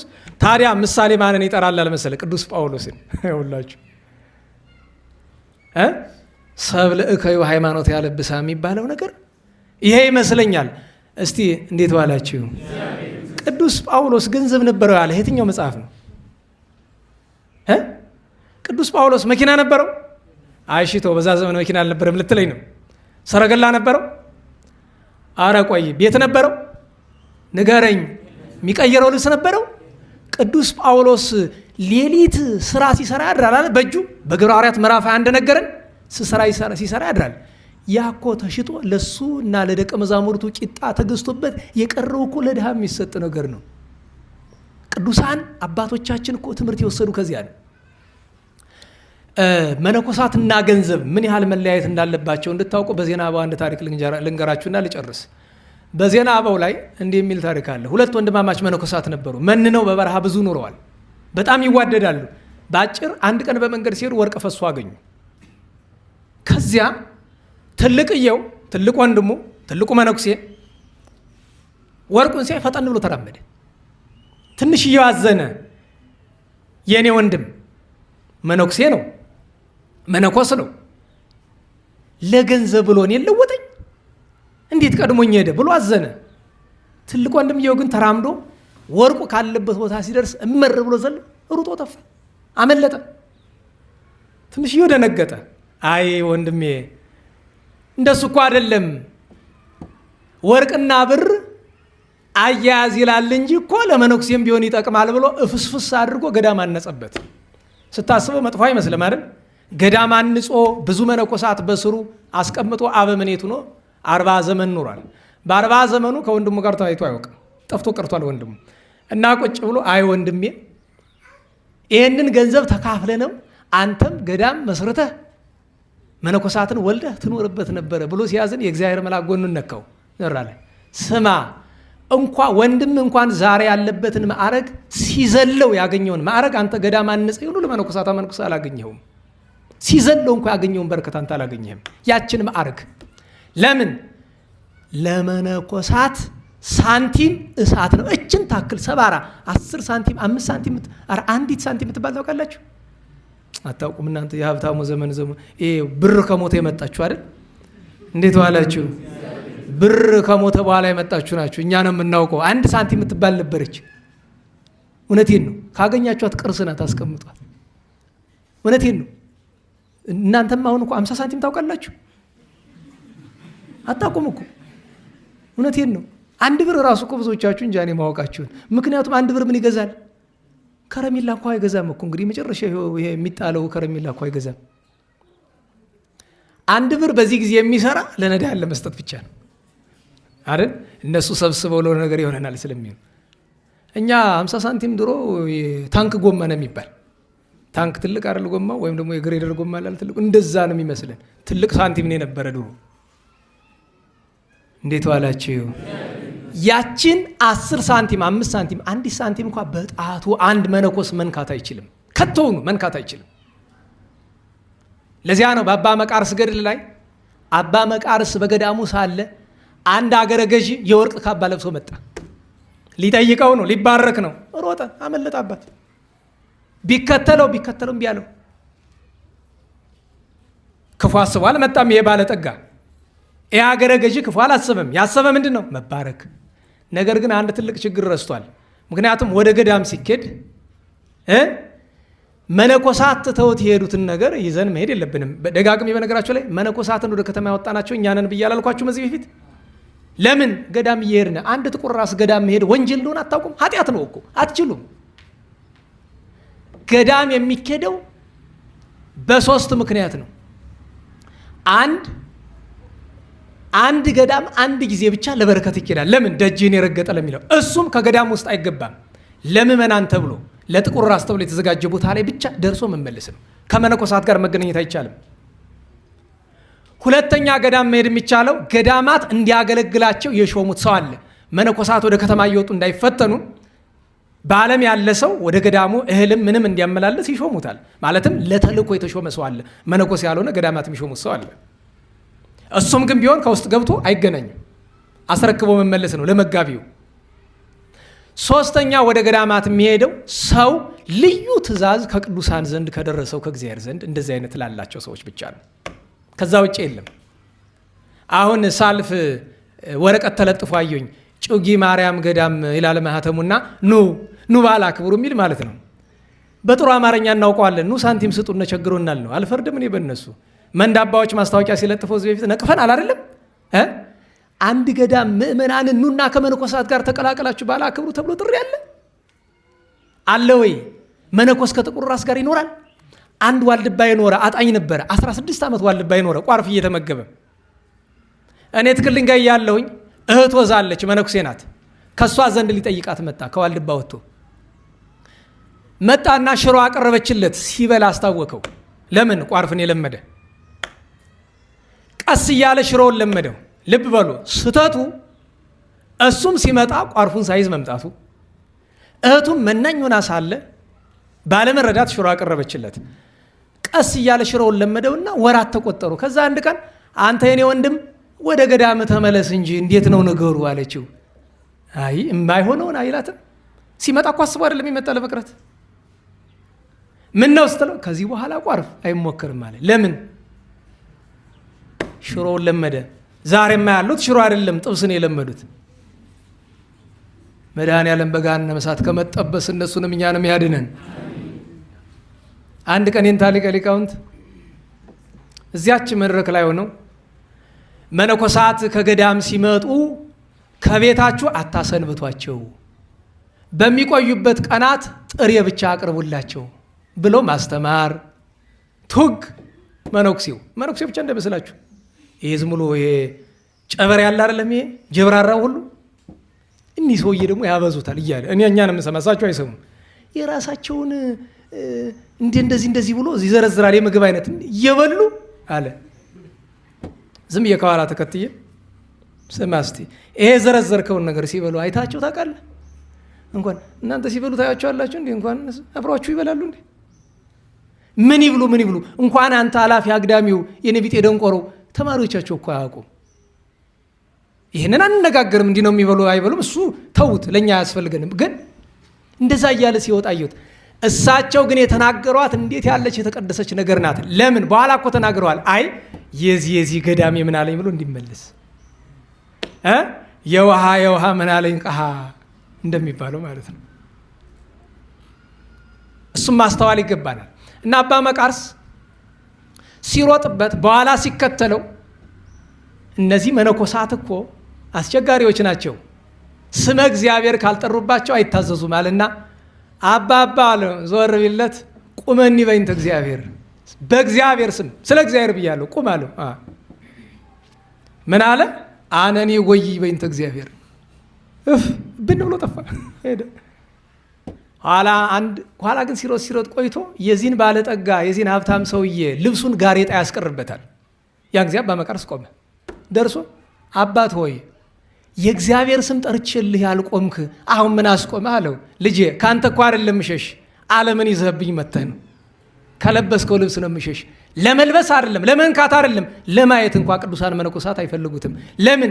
በአይን ገብታ ያች ስራ ትሰራለች። ያን መነኮሴ አታስታውሱትም? በገዳም እየኖረ ሲሞት ደቀ መዛሙርቱን ስትቀብሩኝ ራሴን ወደዚች አድርጋችሁ ቀብሩኝ አላቸው። ለምን አባ አሉት። የገድል ደም የፈሰሰባት ናት ብሎ አላቸው። ግን የሚገርማችሁ ከውስጥ ወርቅ እያጠራቀመ ቀብሮባት ነው። ሲሞት እንኳ ተራስ ሊያደርገው ማለት ነው። ቀብረውት በሶስተኛው ቀን ቢመጡ ወርቁ እሳት ሆኖ ሙልጭ አድርጎ እዚህ በላይ በልቶት አስከሬኑን አመድ አድርጎ ታገኙት። እስከዚህ ድረስ ነው። እንዴት ዋላችሁ? በአንድ ገዳም የተደረገውን ነገር አልሰማችሁም? በገዳም ውስጥ ፍቅረ ነዋይ ያደረበት አንድ መነኩሴ ገብቶ አይኖ ምን ሊያርፋል? አበምኔቱ የሚቀድስባት ካባ ላይ ጌጠኛ ናት ካባዋ። መጀመሪያም ነውር ነው፣ ገዳም ውስጥ ጌጠኛ ካባ አይገባም። ያችን ሰረቀ። ከዛ ግን ችግሩ ምንድን ነው? ልብስ ምንም። አሁን ለምሳሌ እናንተ ውድ ልብስ ለብሳችሁ ሰው በሌለበት ቤት ዘግታችሁ ትለብሱታላችሁ? ምክንያቱም የሚገዛ ሰው እንዲያያችሁ ነዋ። የታወቀ እኮ ነው አይደለም? ራሱ አሁን እርሱ የለበሳችሁ ጥለት አለ አይደለም? ጥለቱ ምንድን ነው ፋይዳ? ውስጥ ንገሩኝ። አንዳንዱ ሰፋ ያለ ነው፣ አንዳንዱ ጠበብ ያለ ነው፣ አንዳንዱ ዲዛይን አለው፣ አንዳንዱ ምናምን አለው። ለምን ይመስላችኋል? የሰው አይን እንዲስብላችሁ እኮ ነው አይደል? አይመስላችሁም? ራሳችሁን ታታሉታላችሁ። እሺ ንገሩኝ፣ ምንድን ነው ዓላማው? እናንተም ጥለቱ ምንድን ነው ዓላማው? ነገሩኝ። የሰው አይን ፍለጋ እኮ ነው። የሚገርማችሁ ነገር ከቤቱ ለብሷት እንዲህ ይላል። ማንየው ችግር አይደለም? እሱም ችግር ነው እኮ በነገራችሁ ላይ በአዋጅ እናንተ አሁን ይህን ሁሉ ልብስ ገዝታችሁ በአዋጅ ከዛሬ ጀምሮ ተከልክሏል፣ ወደ መንገድ መውጣት አይቻልም ተብሎ በአዋጅ ቢከለከል መስታወቱ ሎ ይግባ ትለብሽና እንደዚህ ስቲ መዋል ነው። እውነቴን ነው። ቅድስት ማርያም እንተ እፍረትን በኃጢአት ህይወት እያለች መስታወት ላይ ስንት ሰዓት ቆመች ነው የሚባል? 1 ሰዓት ሙሉ ራሷን እያየች። የሚገርማቸው እዚያ ገዳም የገዳሙ ክብረ በዓል ደረሰና ካባዋ ብትፈልግ ጠፋች። ገዳሙ ዝግ ነው፣ አጥር አለው፣ ማንም አይወጣም አይገባም። ፈልጉ፣ መነኮሳት ናቸው የወሰዱት ተባለ። ያ ሰውዬ ይሄን የሰረቀው መነኩሴ ለማን ወስዶ ይሰጠዋል? አንድ ዘግቶ የሚኖር ቅዱስ ባይታዊ አለ። አባቴ ልብስ ሰርቄ የተዋረድኩልህ ምን ልሆን አለው። ለእኔ ስጠኝ፣ ከዚች ጣላትና ውጣ አለው። ከዚያ ሲፈትሹ ከዛ ሌባ ቤት ደረሱና ፈተሹ። አይ እሱ ንጹህ ነው ተብሎ ታለፈ። ያ ባይታዊ ቤት ሲደርሱ አበምኔቱ ተው፣ የእሱን ቤት እንዳትፈትሹት፣ ዝም ብላችሁ ለፉ፣ የጻድቅ ሰው ቤት አለ። ባይታዊ ምን አለ? አይ ግድ የለም ፈትሹ። ኧረ የለም አለ፣ ፈትሹ፣ ተው ሰው አታውቁም አለ። አይ ደስ ይበለው ፈትሹ አለ። ቢገቡ ልብሷ ቁጭ ብላ፣ አይ የሰው ደና የምባጮ ግንድ የለው ይባላል አይደል? ታሪኩ ብዙ ነው። ግን ያንን ባይታዊ እምሽክ አድርገው ደበደቡት። አስመሳይ ሌባ ብለው እምሽክ አድርገው የዛን ዱላ ተቀበለ። ኋላ ምን አሉት? ከገዳማችን ውጣልን አሉት። አይ 2 በደል ይሆንባቸዋል፣ ዱላው ይበቃኛል፣ ወይ ከዱላው ጨምሩና ከገዳሜማ አታስወጡኝ። መነኩሴ ከገዳም ሲወጣ ጋኔን ያድርበታል። ለምን? መጽሐፍ ምን አለ? መነኮስ ዚያን ሶሱ ማገር ውስጥ ሀገር ሐሳዊ ውእቱ ሰያጤ ስሙ ለክርስቶስ ወረዶሙ ለአጋንንት። ሰው አንድ መነኩሴ ከገዳም ወጥቶ በከተማ ሲዞር ይላል ክርስቶስን እንደሸጠ እንደ ይሁዳ ይቆጠራል፣ የአጋንንት ተከታይ ይሆናል፣ ሐሰተኛ ይባላል። እባካችሁ ከዱላው ብትፈልጉ ጨምሩ እንጂ አታስወጡኝ ከገዳሙ አለ። እምቢ ብለው ውጣ አሉት። ኋላ ልብሷን ሊያነሷት ቢሞክሩ እምቢ አለች። ለ10ም ለ20ም ቢሏት አልነሳለች ልብሲቱ። ኋላ ግን ያ የሰረቀው መጥቶ ተናዞ እሱም ከፍቅረ ነዋይ ድኖባታል። እና በእውነቱ የፍቅረ ነዋይ ነገር ይህን ያህል ካነሳነ መድኃኔዓለም ከዚያ ያድነን ብለን በዚህ እንዘጋለን። እንግዲህ የቅዱሳንን ታሪክ ተርካለሁ መስሎ መጥቼ አይዟችሁ ደመናው ነው ሰው ሊመሽ ነው እንዴ ይላል። ዝናብ ነው እንደ አንድ ቀኑ አይዘንም ብዬ እንድትመቱ ዝናሙ በረከት አይደለ? ምን ችግር አለው? እኛ ነው ባጃጅ አለን በዛንም እንሄድ እናንተ ትመታላችሁ። ዛሬ የምናከብራቸው ታላላቅ 5 ቅዱሳን አሉን። አጭር ነገር ብቻ ልንገራቸው መገለጫቸውን በየጊዜው ስለምንተርክ ማለት ነው። 5ቱንም ብትመለከቷቸው መገለጫቸው እነሱ ብቻ አይደለም። በዓለም ታሪክ የነበሩ ቅዱሳን ሁሉ መገለጫቸው በጣም ሀብት የነበራቸው አብርሃምና ኢዮብ እንኳን መገለጫቸው ገንዘብን አለመውደድ ነው። መንነው ጥሪት ነው። አቡነ ገሪማን ተመልከቷቸው። አቡነ ገሪማ መስፍንያኖስና ሰፍንግያ ወላጆቻቸው ናቸው። የሮም ንጉሥ አባታቸው ወለዷቸው። በስርዓተ መልአክ በሃይማኖት በስርዓት አሳደጓቸው። ዳዊት ተማሩ፣ ጸዋቱ ተማሩ፣ ዲቁና ተቀበሉ። ከዚያ አባታቸው አቡነ ገሪማን ለማጋባት ብሎ ሊያጭ ሲል ቅዱስ ገብርኤል በራእይ ተገልጦ ተው፣ እሱ ገዳማዊ ነው አታጋባው አለው። እምቢ አለ፣ ገሰጸው፣ ሞተ። ሚስቱም አብራ ሞተች። 2 ደጋግ ቅዱሳን ባልና ሚስት ሲያርፉ አቡነ ገሪማ ተሾሙ። ያኔ ይስሐቅ ነው የሚባሉ ዘናወላችሁ። በዙፋን ላይ 7 ዓመት ከሮም ግዛት ባንዱ እያስተዳደሩ እያለ ወርቅ ብር በሚረገጥበት ቤተ መንግስት ከወርቅና ከብር ራሳቸውን አርቀው ይኖሩ ነበረ። ወጣቱ ይስሐቅ አንዲት ደብዳቤ ደረሰቻቸው። ከየት? ከአክሱም። ደብዳቤዋ ወደ ላይ ወደ ታች ነገር የላትም። አንዲት አጭር አረፍተ ነገር ናት። ሙታንን ይቀብር ዘንድ ተዋቸው፣ አንተ ግን የማያልፈውን የክርስቶስን መንግስት ትሻ ዘንድ ወደ እኔና አባ ጰንጠሌዎን የላኩት። ያችን ደብዳቤ ተቀበሉ። አስቡት፣ የሮም ግዛት ውስጥ ያለ ትልቅ ቤተ መንግስት ነው። ቤተ መንግስቱን፣ ወርቁን፣ ብሩን፣ ክብሩን ያን ሁሉ ትተው መንገድ ሲወጡ በእግራቸው ከሮም ተነስቶ ኢትዮጵያ ለመምጣት ቅዱስ ገብርኤል መጥቶ የ10 ወር መንገድ በ3 ሰዓት አክሱም አደረሳቸው። ተማሩ፣ ስርዓተ መነኮሳትን አባ ጰንጠሌዎን አመነኮሷቸው። ጾም፣ ጸሎት፣ ስግደት ጀመሩ። በጾም በጸሎት በስግደት ከክርስቶስ ከመድኃኒታችን ጋር ተገናኙ። ከዚህ ሁሉ ትሩፋት በኋላ በቤተ ክርስቲያናችን ታሪክ ውስጥ ዛሬ የሚተረክላቸው እነዛን ሁሉ ተአምራት አደረጉ። ለምሳሌ መስከረም 30 ቀን የሚከበረው በዓላቸው ላይ በአንድ ስፍራ በአክሱም ዙሪያ በነበረ ቤተ ክርስቲያን ላይ ቅዳሴ ክርስትና ነበረና የሚያስነሱት ክርስትና፣ በዛ ምክንያት ቅዳሴ ሊታጎሉ ነው። ምግብ እንመገብ ብለው ቅዱሳን ተቀምጠው እያለ አቡነ ገሪማ የተመገቡ መስለው ምግቡን ደብቀውት ነበረ። ለምን ቅዳሴ እንደሚታጎል ተረድተው ነበረ። ካህን መጥቶ ሲለምናቸው ሁሉ እህል ቀምሰናል ሲሉ አባታችን እኔ ቀድሳለሁ ብለው ሄደው ቀደሱ። ሲቀድሱ ከመሬት አፈፍ ብሎ ተነስተው መሬት ሳይረግጡ ቀድሰው ወጡ። ነገር ግን ሐሜት መጣ። ምን የሚል ይስሐቅ በልቶ ቀደሰ መባልን ነነዋላችሁ። በልቶ ቀደሰ ሲሏቸው እሳቸው ዝም አሉ። አባ ጰንጠሌዎን ነገሩን ሰሙና ልጄን ልምከረው እንጂ ብለው ልጄ ይስሐቅ እስኪ ሰዎችን ገለል አድርግልኝ ማወራ ምስጢር አለ ብለው ሲሏቸው አይ ሰዎች ብቻ አይደሉም ደንጊያውም እንጨቱም ገለል ይበል ብለው አሉ። አንድ ምዕራፍ ያክል ጥርግርግ ብሎ ሄዶ ባዶ ሆነ ስፍራው። ወልዴ ይስሐቅ ገረምከኒ፣ ልጄ ይስሐቅ አስገረምከኝ። ሀተታ አያስፈልገውም። በቃ ሐሜቱ ሐሰት እንደሆነ አባ ጰንጠሌዎን ገባቸው። ከዚያ አቡነ ገሪማ ወደ መደራ ወደ ገዳማቸው ወርደው ሲሄዱ እነዚያ እንጨቶችና ደንጊያዎቹ እያመሰገኗቸው አብረው ተከትለው ሄደዋል። ቅዱስ ማርቆስ ወንጌላዊ መጥቶ አንድ ቀን ተነጋገራቸው። አንድ ስራ ሰጣቸው። ምን የሚል 4ቱን ወንጌሎች ትጽፋለህ፣ መላእክት ይራዱሃል ተባሉ። 4ቱን ወንጌል ሲጽፉ የሚያስገርም ነገር ልንገራችሁ። 4 ወንጌል በአንድ ቀን ለማንበብ እንኳን ይጨንቀናል አይደል? 4ቱን ወንጌል በብራና የጻፉት ከጧት እስከ ምሽት ድረስ ብቻ ነው። ግን በሳቸው እጅ ብቻ አይደለም የተጻፈ፣ መላእክትም አብረው ነው። ታዲያ ሲጽፉ ቆዩና ልክ 12 ሰዓት ላይ ፀሐይ ልትገባ ስትል እሳቸው የት ደርሰዋል? ዮሐንስ ወንጌል ምዕራፍ 20 ደርሰዋል። ወበውድ ሰንበት መጽአት ማርያም መግደላዊት በጽባ መቃብር እንዘ አዲሁ ጽልመተ የሚለው ላይ ደርሰዋል። ቀና ብለው ፀሐይ ልትገባ ነው። አምላከ ኢያሱ እችን ፀሐይ አቁምልኝ፣ ቅዱስ ወንጌልን ሳልጨርስማ አትግባብኝ ብለው አሉ። ፀሐይ ቀጣለች፣ ጨረሱ ወንጌል። ወንጌሉን ከጨረሱ በኋላ ፀሐይን ግቢ አሏት፣ ገባች። በሌላ ቀን ያንን የሚጽፉበትን ብዕር ይዘውት ሲጽፉበት ቆይቶ ወደቀባቸው። ሊያነሱት ቢሉ በቅሏል። እንግዲህ በዚያች ቅጽበት በቅሏል። ትልቅ ዛፍ ሆኖ ይኖራል። በሌላ ጊዜ ቅዱሳን ምራቅ መትፋት አይወዱም። ለስራ ካልሆነ እሳቸው ምራቃቸውን ተፍቶት ዞር ቢሉ ዛሬ ድረስ አለ። በነገራችሁ ላይ ጸበሉ ድውያንን ዛሬም አለ። መደራ፣ ቤተ መስቀል፣ አድዋ ዛሬም ድረስ ያጸበል አለ። ምራቃቸው ተተፍቶ ምራቅ ከንቱ ነገር ተርታ ነገር እንዳልሆነ የቅዱሳን ሲሆን የምትረዱት ባለቤቱ ዘውሩ ተወልደን በዮሐንስ ወንጌል ምዕራፍ 9 ሲያበራ ወገብረ ጽቡረ በምራቁ ነው። በምራቁ ጭቃ ሰርቶ ነው የቀባው። ምስጢር ስላለው ምክንያት ስላለው።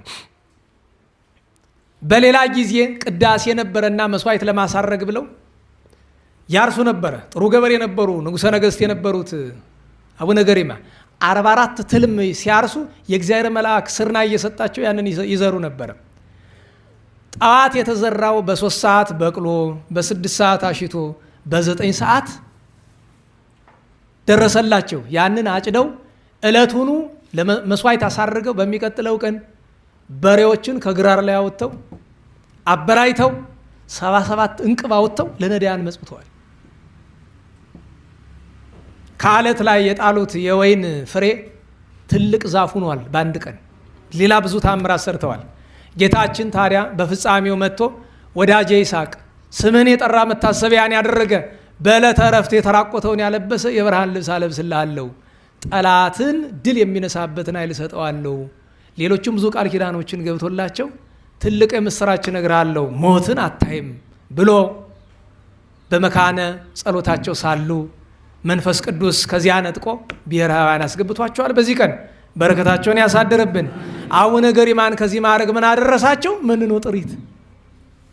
2 አባ ለትጹን በዓለም ኖሩ፣ የወንጌል ቃል ሰሙ። ምን አላችሁ? ይችን ዓለም ያልካደ ሰው የክርስቶስ ተከታይ መሆን አይችልም። ሰሙ፣ የእግዚአብሔርን ቃል ወንጌል አዳመጡ፣ በረሃ ወጡ፣ ሲጋደሉ ኖሩ። ኋላ የሚገርመው ነገር እኛ የምንጋደል ለሌላ አሰባችሁታል?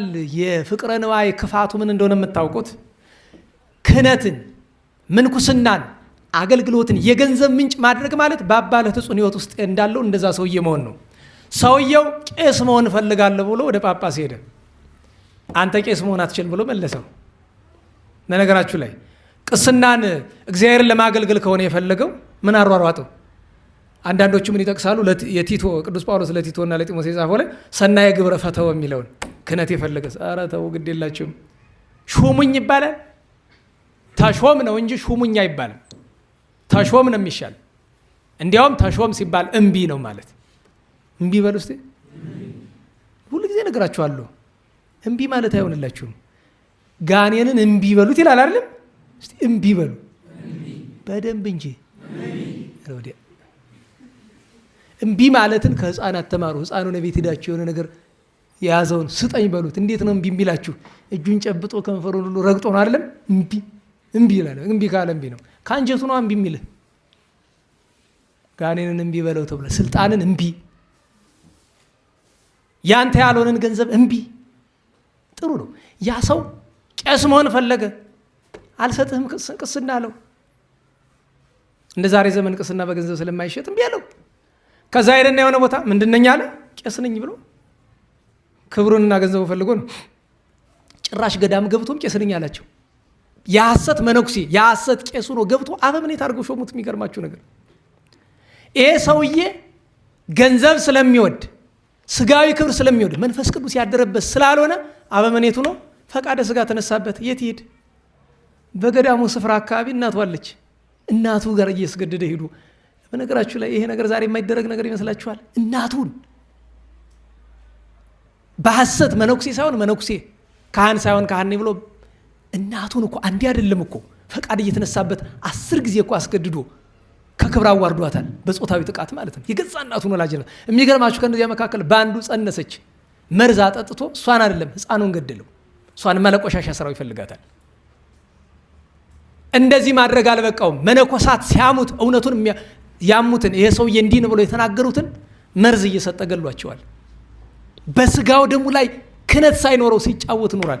ለዚያ ነው ሊሞት ሲል አጋንንት ሲጨፍሩ አባ ለትጹን አይተው ምንድነው ወንድሜ ብለው አሉት። ኃጢአቱን ከነገራቸው በኋላ አጋንንት ነጥቀው ወስደው እሳት ውስጥ ሲጥሉት ጌታ ለፍርድ እንኳን አላቆመውም። በነገራችሁ ላይ መቼም ለክፋትም ለበጎነትም ፍርድ ያስፈልጋል አይደል? ለፍርድ እንኳን እግዚአብሔር ፍጥረቱን አይጸየፍም። ይሄ ግን ጽዩፍ ከመሆን በላይ ነው። ዛሬ ከዚህ የከፋ ብዙ ሳይኖር አይቀርም። ማንነግራችሁ ክህነቱን አፍርሶ የሚቀድስን ሰው አለ አይደል? አናውቅ መስሏችሁ ነው? ኧረ እዚያም የከፋ ነገር መጥቷል። አይጣል መድኃኔዓለም ይማረን። እንዲሁ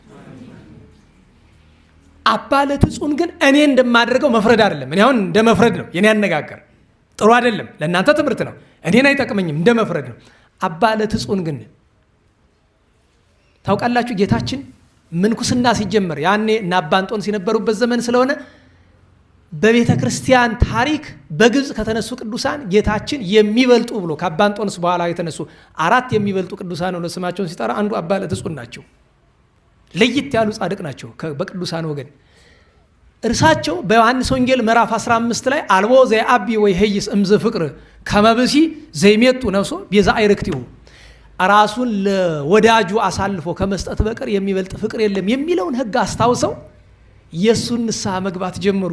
ከንስሐው ብዛት የተነሳ ከንስሐው ጽናት የተነሳ በ60 በ70 ዘመን ተጋድሎ ሞተው የማያውቁ አባት በመከራ ብዛት ሞቱ።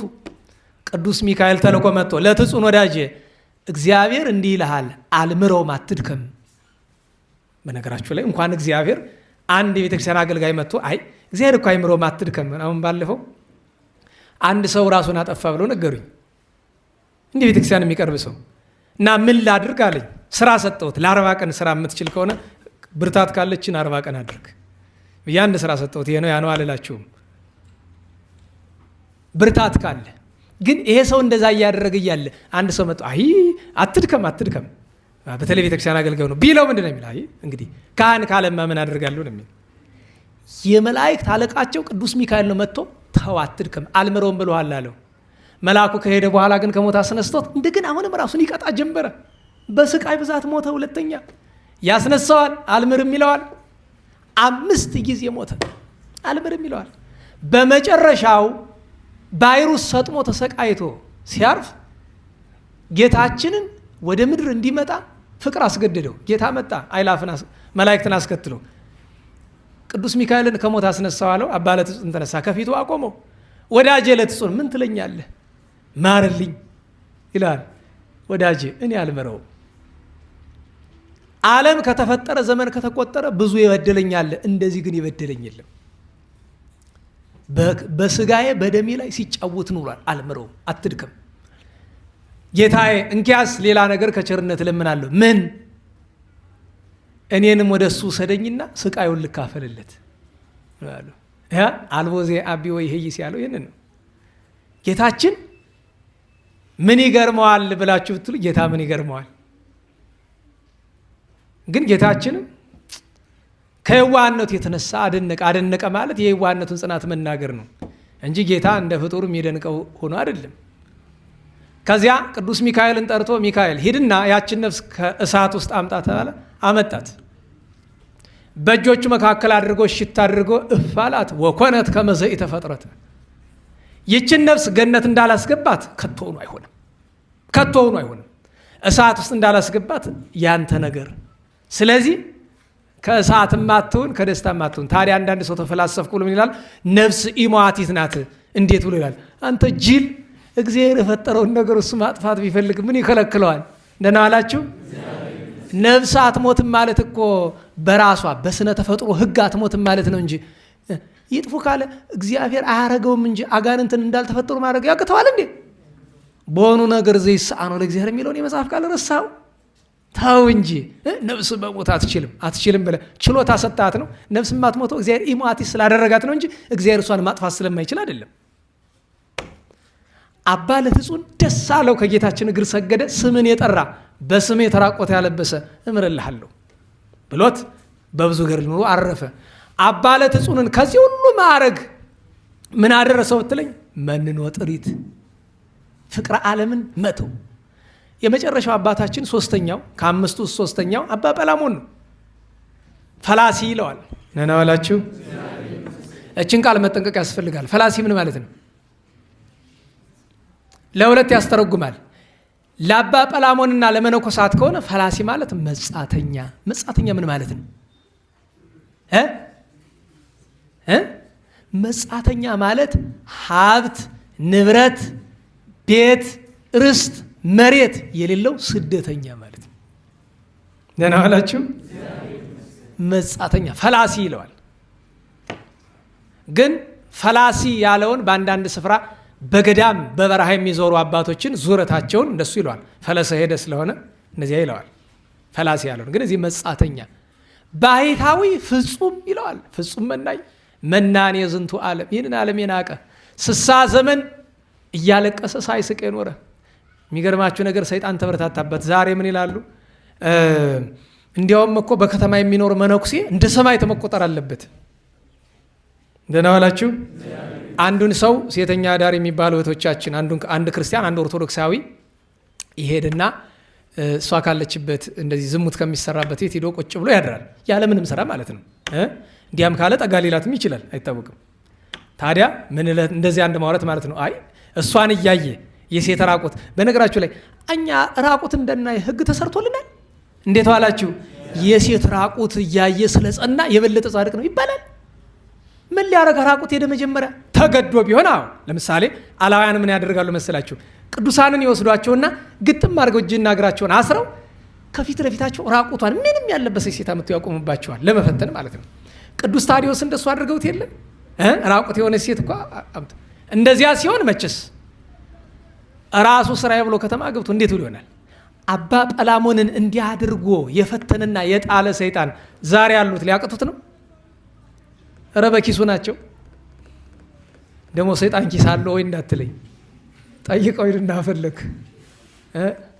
መስገርት ይባላል እሱ። ኪስ ማለት እሱ መስገርት ወጥመዱ ነው። ኪስ ማለት በወጥመዱ ውስጥ የገባ ሁሉ በኪሱ ይባላል። አባ ጰላሞንን እንቅብ ሰፍቶ ሊሸጥ ሲወጣ ከመንገድ ላይ ምዕራፈ ቅዱሳን የሚባል ታውቃላችሁ? ገዳም ስትሄዱ መቀመጫ ቦታ፣ እዚያች ቦታ ላይ ስመ እግዚአብሔር እንዳይጠራ አደረገው። አንዲት ስህተት ሰራ። እዚያች ቦታ ላይ አባ ጰላሞን ስመ እግዚአብሔር ሳይጠራ ቀረ። በዚያ ምክንያት ሰይጣን ተጠጋው። ወደ ገበያው ሳይሆን ጭው ወዳለ በረሃ ወሰደው። ምንም ወደማይገባኝ 7 ቀን አስጓዘው። ያን ተሸክሞ ሲደክም፣ በነገራችሁ ላይ ሰይጣንን ክፋት እንድታስተውሉ ይህንን ማስተዋል አለብን።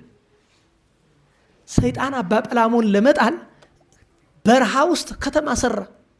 ከተማ የምትሃት ከተማ ማለት ነው። የምትሃት አጋንንት ሁሉ ነዋሪ መስለው አንዱ ጋኔን ባሏ የሞተባትን ሴት መስሎ ሀብታም ግቢ የሚመስል ቦታ ላይ ሆኖ ሲያልፍ አባቴ ና እቤት ግባ፣ ስተቷ እሷ ናት። እቤት ግባ፣ መናኝ ከዓለማውያን ቤት አይገባም። አባ ተጠምቀ መድኅን አታስታውሱም? አባ ተጠምቀ መድኅንና አባ ዮሐንስ የደብረ ዘመዳው ሲሄዱ ዶፍ ዝናብ መጣባቸው። አባ ዮሐንስ ምን አለ? መንደር አለ እንጠጋ አለ። አባ ምን አለ? አባ ተጠምቀ መድኅን አይ መነኩሴ ከመንደር አይገባም። ዝናቡ እንደምን ያደርገን አለው። እኛ እኮ መነኮሳት ነን፣ መድኃኔ ዓለም ክርስቶስ እንምነዋለን እና ላሳይህ አለው። ሄደው አንዲት አለት ላይ ቆሙ። ስመ እግዚአብሔር ጠሩ፣ አማተቡ። ያ ሁሉ ዶፍ ሲወርድ ጠብ ያለባቸው የለም። ጎርፉ በሙሉ እነሱ የቆሙት ቦታ እኮ ተሸርሽሮ አልቋል በጎርፉ ምክንያት። አባ ጰላሞን መግባት እግሬን ልጠብ፣ እሺ። ሴት እህቶቻችን እንዲያው እድሉን ብታገኙ የሴት መነኮሳያትን ነው እግር ማጠብ። ወንዶችም ደግሞ የወንድ ነው። ወንድ የሴት እግር አያጥብም። የባል የሚስቱን ሚስት የባል ታጠብ ትችላለች፣ አንድ አካል ስለሆኑ። ወንድ የሴት እግር አያጥብም።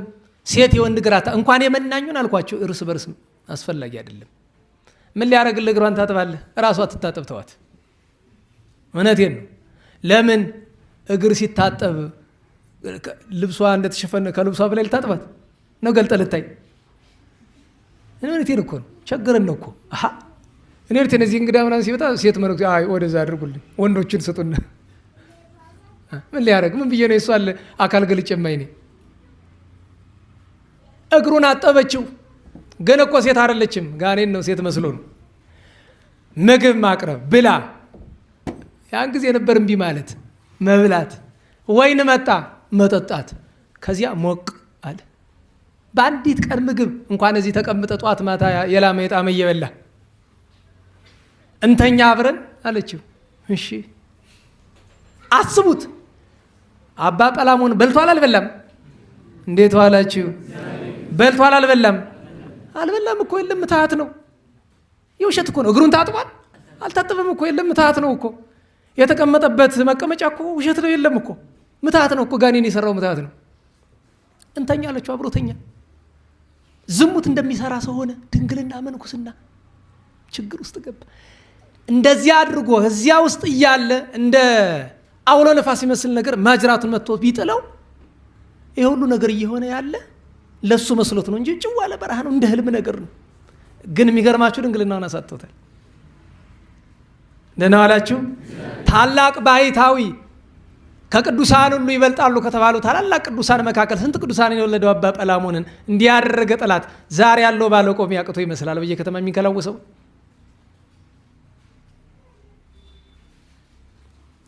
አለቀሰ፣ ጮኸ። የት ይድረስ? ምን ያድርግ? ወደ ኋላ የማይመልሰው ነገር። ያውም እኮ በተደረገ ነገርም ኃጢአት አንድ ነገር ነው እኮ። ቢያንስ ለስጋው ጥቅም ነበረው። ሳይበላ ሳይጠጣ ረሃብ አንጀቱ እንዳሰረው እኮ ነው ያለ። 7 ቀን ሙሉ ምግብ አልበላም። ያ የምትሃት እንጀራ ምን ያደርግለታል? ያን ጊዜ ቀና ቢል ማንን አየው? ሊቀ አጋንንት ይለዋል ተቀምጦ እየሳቀበት። ጰላሞን ይኸውልህ ጣልኩ የት ትደርስ አለው። በመስቀል ምልክት አማተበበት ሄደ። ያን ጊዜ የዳዊትን መዝሙር መጮህ ጀመረ። እግዚኦ ስምከ አድኅነኒ ወበኃይልከ ፍትሐሊተ፣ አቤቱ በስምህ አድነኝ እያለ ሲጮህ ጌታችን ምን አለው? ጰላሞን ሆይ አይዞ ጠላት ተበረታቶብሃል። ኃጢአትህን ይቅርልህ ዘንድ ከዚያ ማዶ በተራራው ላይ የሚኖር ለትጹን የሚባል ወዳጅ አለኝ፣ እሱ ይጸልይልህ እምርሃለሁ አለው። ጥቂት ስንቅ በአካባቢ ያገኛትን ይዞ የዳዊትን መዝሙር እየደገመ ወደ አባ ለትጹን ሄደ። 3 ቀን ጸሎት አደረሰለት። እግዚአብሔር እንዲሚል ቃል ኪዳን ሰጣቸው። ጰላሞን ሆይ አንተ የሰራውን ኃጢአት አንተ ብቻ አይደለም ያለ ፈቃዳቸው ዓለም ከተፈጠረ ጀምሮ ያሰራቸውን ኃጢአት በሙሉ በፍርድ ቀን በሰይጣን ላይ መልስበታለሁ፣ ለሱ መቀጫ አድርገዋለሁ ብሎ ጌታችን ለደናግል የሚሰጠውን ክብር ሳይነሳ ምን እንኳ ችግር ቢፈጠርም የዘመናት የአዝማናት ገድሉን አስቦ እንዲያደርገው ይቅር ብሎት ኋላ በገድል ኑሮ አርፎ ለክብር በቅቷል። አባ ጰላሞን ፈላሲን ነን ዋላችሁ። መጀመሪያ ከዚያ ሁሉ ቅድስና ያደረሰው ምንድነው? መንኖ ጥሪት። ያን ቀን በጥቂት ነገር እዛ ሁሉ ያደረሰው ምንድነው? እንቅብህን ልግዛ፣ እቤት ግባ፣ ምግብ ብላ፣ ወይን ጠጣ፣ ተኛ። ወርቅና ብር ሲባል ግድ ወርቅ ብቻ አይደለም፣ ለእንጀራ መንገብገብ የሚያው ነው። ስስት የፍቅረ ነዋይ ዘመዱ ነው። ቅድስት አርሴማ ጻድቅት ዛሬ አቡነ ተክለ ሃይማኖትና 78,000 ማይበራቸው ሰማዕትነት የተቀበሉበት ቀን ነው። ይህ ሁሉ ነው መሰረታዊ ነገራችን። ስራ እንስራ፣ ገንዘብ እናገኝ፣ ግን አስራት እናውጣ፣ በኩራት እናውጣ፣ ምጽዋት እንስጥ። ገንዘቡ አይግዛል። ለገንዘብ አንገዛ፣ ለገንዘብ ብለን አንጋደል፣ ለገንዘብ ብለን ከእግዚአብሔር አንጣላ። መነኮሳት ከሆነ ደግሞ ምናልባት መነኮሳት ዘመዶች ካላችሁ ከቶውኑ ሳንቲም በእጅ መንካት አይቻልም። ከቶውኑ ለአንድ መነኩሴ ገንዘብ ደመኛ ጠላቱ ነው፣ እሳት ነው። እሳት መጨበጥ እንደማይቻለው አንድ መነኩሴ ያን መንካት አይችልም። እና እግዚአብሔር መድኃኔዓለም በቤተ ክርስቲያን ያሉትን ያለን ሁላችንንም ከፍቅረ ነዋይ ይገላግለን፣ ከፍቅረ ነዋይ ያድነን። የአባ ጰላሞን፣ የአባ ለትጹን፣ የአቡነ ገሪማ፣ የአቡነ ተክለ ሃይማኖት፣ የአርሴማ ጻድቅት የሌሎችንም ቅዱሳን በረከት ያሳድርብን። የሳምንቱን ቅዱሳን ስማቸውን ላስታውሳችሁና ጸሎት እናደርጋለን። ዛሬ 17 ነው። በ10 ተገናኝታችሁ ነበረ መሰለኝ፣ ይነግሯችኋል ቢያንስ ስማቸውን። በ11 ታላቅ ሰማዕት ቅዱስ ገላውዲዮስ፣ ኢትዮጵያዊ ጻድቅ በግብፅ የነበሩት አቡነ ገብረ ኢየሱስ፣ ኢትዮጵያዊ ጻድቅ ሌላኛው አባ ገላውዲዮስ የሸዋው። ሌሎችም ቅዱሳን ዓመታዊ በዓላቸው ነበር። እናታችን ቅድስት ክርስቶስ ክብረ አባ ክርዳኑ ነበሩ።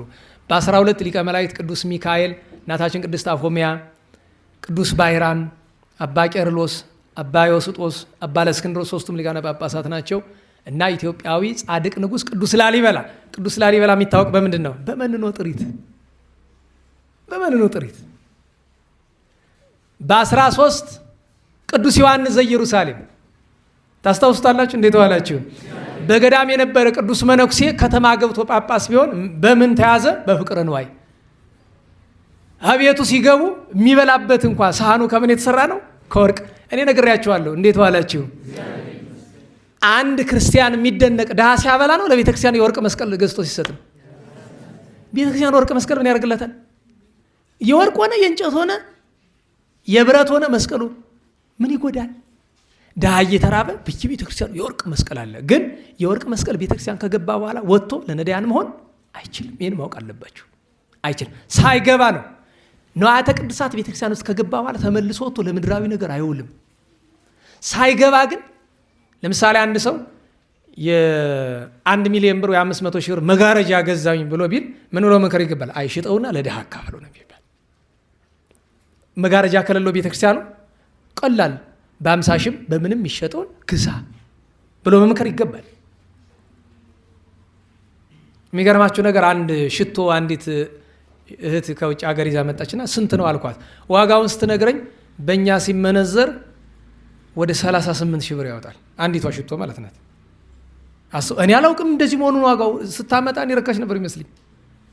ያውም እኮ ዝቅተኛው ተብሎ ነው እንጂ እኮ 200 ሺህ ምናምን ሁሉ የሚሸጥ ሽቶ አላሉ። እንደና ዋላችሁ። ያን አመት ተሽቶ አይ ስዕሉን ልረጨው ነው። ስዕሉ እኮ ሽቶ ርጨኛ አላለህም።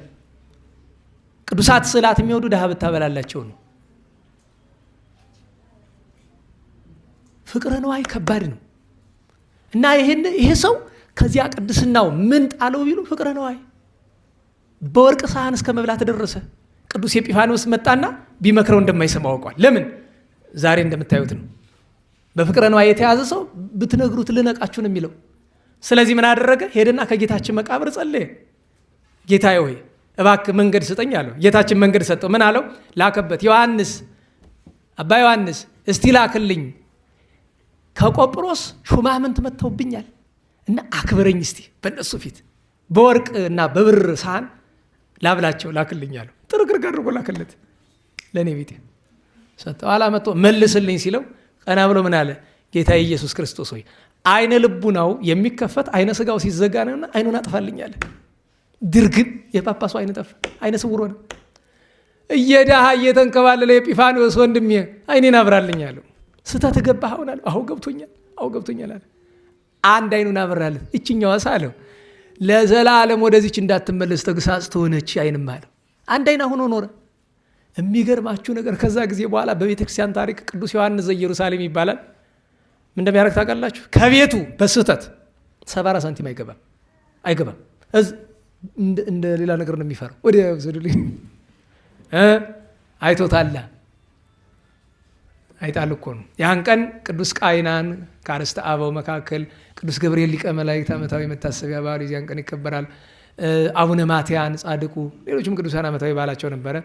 በ14 አባ አክራዮስ፣ አብጥልማ ፊልጶስ፣ ሌሎችም ቅዱሳን አሉ። ስለመሸ ዚያኛው ጉባኤ እንነጋገራለን። በ15 ታላቁ ቅዱስ ሚናስ፣ አባ ገብረ ክርስቶስ እና አባ ጴጥሮስ፣ እነ ቅዱስ ማርቆስ ወንጌላዊ ቅዳሴ ቤቱ ማነው ፍልሰቱ የዚያን ቀን ነው የተከበረለት። በ16 ትናንት ሰኔ አይደለ ታላቁ አቡናፍር ባሕታዊ መናኔ ጥሪት መናኔ ብዕል አባ አቡናፍር ገዳማዊ ቅዱሳን ባሕታውያን የኢትዮጵያ ንጉሥ አፄ ይኩኖ አምላክ ዮሴፍ ወሰሎሜ እመቤታችን በስርዓተ መልአክ የሰማችበት ቀን ነው። ሄሮድስ ሞተ የሚለውን በስርዓት የሰማችበት ቀን ነው። የዛሬውን ተነጋግረናል። ነገ 18 ነው። አባ ድሚያኖስ ቅዱስ የስድሮስ፣ ከነገ ወዲያ ሐዲስ ጊዮርጊስ አምስቱ ሐራ እና አባ ብሶይ አኖብ፣ በ20 ነቢይ ቅዱስ ኤልሳ እና የእመቤታችን ህንጸተ ቤተ ክርስቲያን በየዋሃን አነጋገር እናቲቱ ናት ልጅቱ በየዋሃን ነው። ታዲያ አለ እኮ ዛሬ ደብረ ታቦር ስትሄዱ አለች ልጅቱ ማርያም እናቲቱ ማርያም። ግን እንዳትነቅፉ የዋህነት ነው የፍቅር ነው። ደግሞ ሊቃውንት እኮ እንዲያም ሲሉ ደግሞ ተርጎም ያደርጉታል እኮ የሚያስኬድ ነገርም ይኖረዋል። ምክንያቱም እናቲቱ ማርያም የምትባላለች ልጅቱ ማርያም። እናቲቱ ማርያም ቅድስት ሐና ናት። ሐና ማርያም ሲባል አስቡ። እንዴት ዋላችሁ? አነጋግሮ የዋህ ይመስላል። ሐና ማርያም እናቲቱ ሐና ናት፣ ልጅቱም በቤታችን ናት። አንድም እናቲቱ ልጅቱ ሌላ ምስጢር አለው። ለሁሉም ህንጸተ ቤተ ክርስቲያን ነው። ሰኔ 20 ቅዱስ ኤልሳ አለ። በ21 ቅዳሴ ቤተ ክርስቲያን የእመቤታችን ቃል ኪዳን ነው። ሰኔ ጎልጎታ በሁሉ ቀን ቢጸለይ ጥሩ ነው። የመጨረሻ ዋናው ግን ያን ቀን መጸለይ ያለበት ሰኔ ጎልጎታ እመቤታችን በጎልጎታ ቃል ኪዳን የተቀበለችበት ነው። ሐዋርያው ቅዱስ ቶማስ፣ አባ ከላዲያኖስ፣ ሰማዕቱ ቅዱስ ጢሞቴዎስ ቅዱሳን ሐዋርያት የዚያን ቀን ዓመታዊ በዓላቸው ነው። በ22 የዋህ ጳውሊ መናኔ ጥሪት ሀብት ንብረትን የናቀ ቅዱስ ጳውሊ የዋህ እና ሰማዕታት ቆዝሞስና ድሚያኖስ ዓመታዊ በዓላቸው ነው።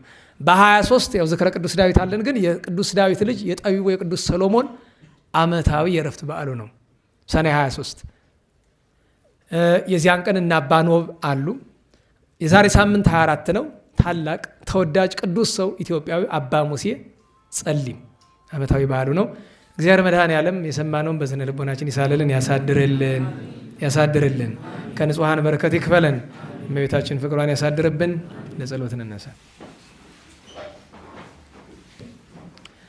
ስብሐት ለአብ ስብሐት ለወልድ ስብሐት ለመንፈስ ቅዱስ ስብሐት ለአብ ስብሐት ለወልድ ስብሐት ለመንፈስ ቅዱስ ስብሐት ለአብ ስብሐት ለወልድ ስብሐት ለመንፈስ ቅዱስ ስብሐት ለእግዝእትነ ማርያም ድንግል ወላዲተ አምላክ ስብሐት ለመስቀለ እግዚእነ ኢየሱስ ክርስቶስ ክርስቶስ በምሕረቱ ይዘከረን አመዳግም ምጽአቱ እያስተፍረን ለሰቦተ ስሙ ያንቅሐን ወበአምልኮቱ ያጽንዐን እግዝእትነ ማርያም አይርጊ ጸሎተነ ዋስተስሪ ኩሎ ኃጢአተነ ቅድመ መንበሩ ለእግዚእነ ለዛብልዐነ ዘንተ ህብስተ ወለዘአስተየነ ዘንተ ጽዋዐ ወለዘሰርዐ ለነ ሲሳየነ በአራዘነ ወለዘተአገሰ ለነ ኩሎ ኃጢአተነ ወለዘወሀበነ ሥጋሁ ቅዱሰ ወደሞ ክቡረ ወለዘአብጽሐነ እስከ ዛቲ ሰዓት መላለም ምሕረቱና ብሎቱ ስማተ ወአኮቴተን እግዚአብሔር ልዑል ወለወላዲቱ ድንግል ወለመስቀሉ ክቡር ይትሐቆቱ ይሰብሐ ስሙ ለእግዚአብሔር ወትረ በኩሉ ጊዜ በኩሉ ሰዓት ስብሐት ለአብ ወወልድ ወመንፈስ ቅዱስ ይእዜኒ ወዘልፈኒ ወለዓለመ ዓለም አሜን። አውሎግሶን በእንተ አብ ወወልድ ወመንፈስ ቅዱስ አቀበት ለወጡ ቁልቁለት ለወረዱ እርጥብ ለጤሰባቸው ደረቅ ለነደደባቸው ለረዱ ለተራዱ ለዘከሩ ላዘከሩ ስመ እግዚአብሔር ስመ ማርያም ድንግል ስመ ቅዱሳን ለጠሩ እግዚአብሔር አስበ ቅዱሳን ይሰብልን። ጸሎተ እግዝእትነ ማርያም እንበል።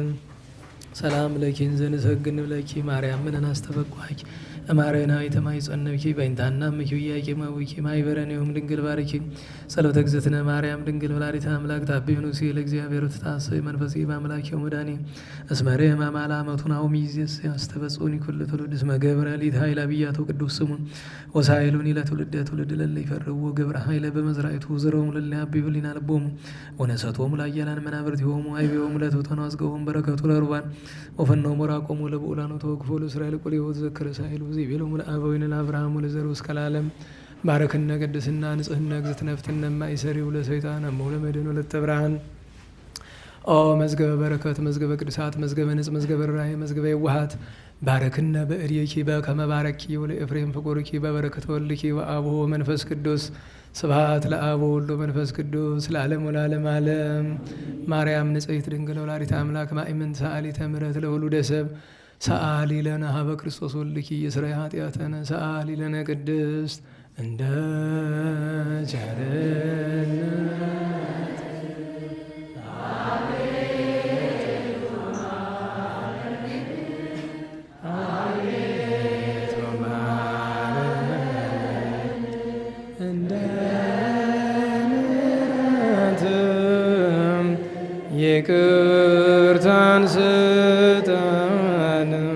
ይቅርታን ስጠን ከኃጢአቴ ማንጻኝ ከክፉ በደሌ ከብዙ በደሌ ለዚያች ክፉ ኃጢአት እንዳልሆናት ሎሌ እኔ ሳበሳዬን በደሌን ሳውቀው ክፋቴን ሳውቀው ከቶስ የሚያድነኝ ቸርነት ነው በጎነት ነው። አንተን ብቻ በደልኩ ክፉ ማደረግም ክፉ ማደረግም አሁን ከፊት ወደቅ ከፊት ወደቅ ከፊት ወድቄ ስለምን አንተንም ስማጸን አንተንም መውደቄን ተመልከት አምላከ ብርሃን አምላከ አሁን ተባረክ ዘንድ ማይበራችንን ጸሎታችንንም ጌታ ሆይ ላክልን መንፈስ ቅዱስን ድንግል ማርያምን አሁን ትጠብቅ ዘንድ ሀገራችንን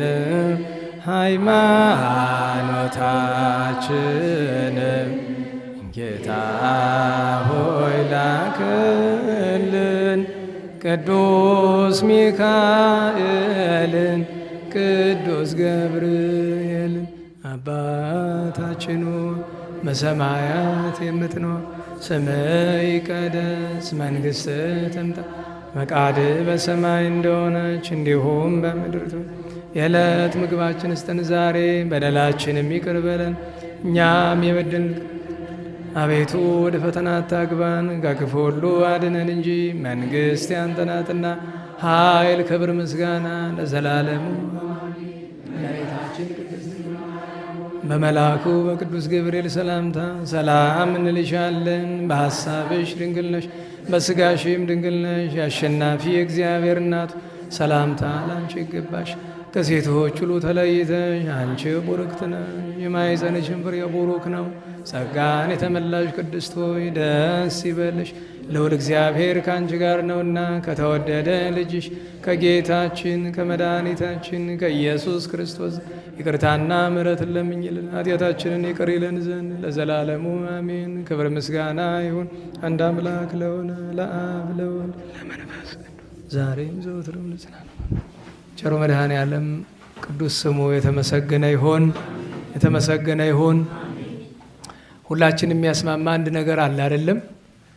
ኃጢአተኞች ነን አይደለንም? ኃጢአተኛ ሰው ምን ያስፈልገዋል? ንስሐ እንግባ። ሁለተኛ የዛሬ ሳምንት አባ ሙሴ ጸሊም ነው። መቼስ በንስሐ የተመሰገነ ነው እና አብነት እንድናደርገው ዝክሩን እንዘክር። የአባ ሙሴ ጸሊም የዘወትሩ እንዳለ ሆኖ ግን የአባ ሙሴ ጸሊም የዛሬ ሳምንት በ24 ስሙን እንጥራ፣ ዝክሩን እንዘክር። እሱን ማሳሰቢያ ለመስጠት ነው። በ23 አስቀድሞ አንድ ቀን ማክሰኞ እዚያው በዝክረ ቅዱስ ዳዊት እንገናኛለን።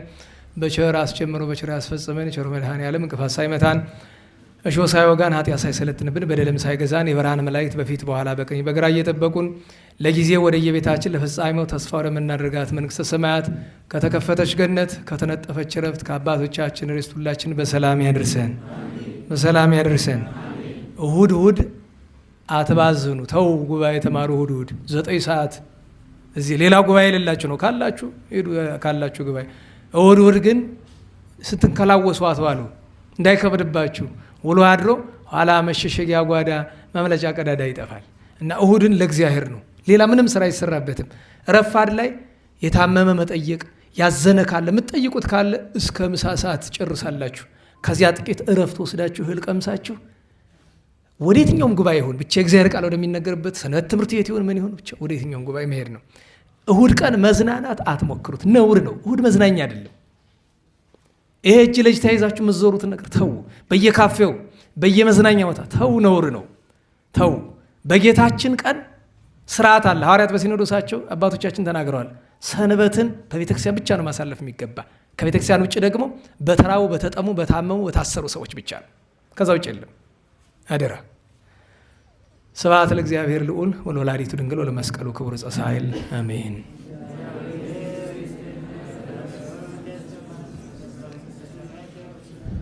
አሜን። የመሸባችሁ መሄድ ትችላላችሁ። ሌሎቻችሁ መዝሙሩን እንዘምራለን። ጸጋነ ሳይነ ወሕይወተ ረከብነ ጸጋነ ሳይነ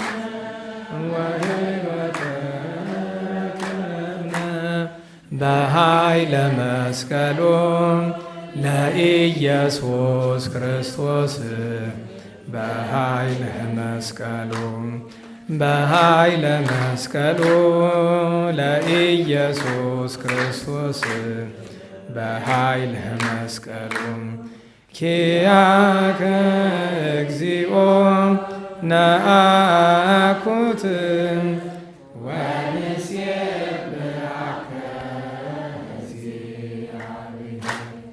ኪያከ እግዚኦ ነአኩት ወንሴብሐከ እግዚአብሔር። ጸጋን ተቀበልን ሕይወትንም አገኘን። ጸጋን ተቀበልን ሕይወትንም አገኘን።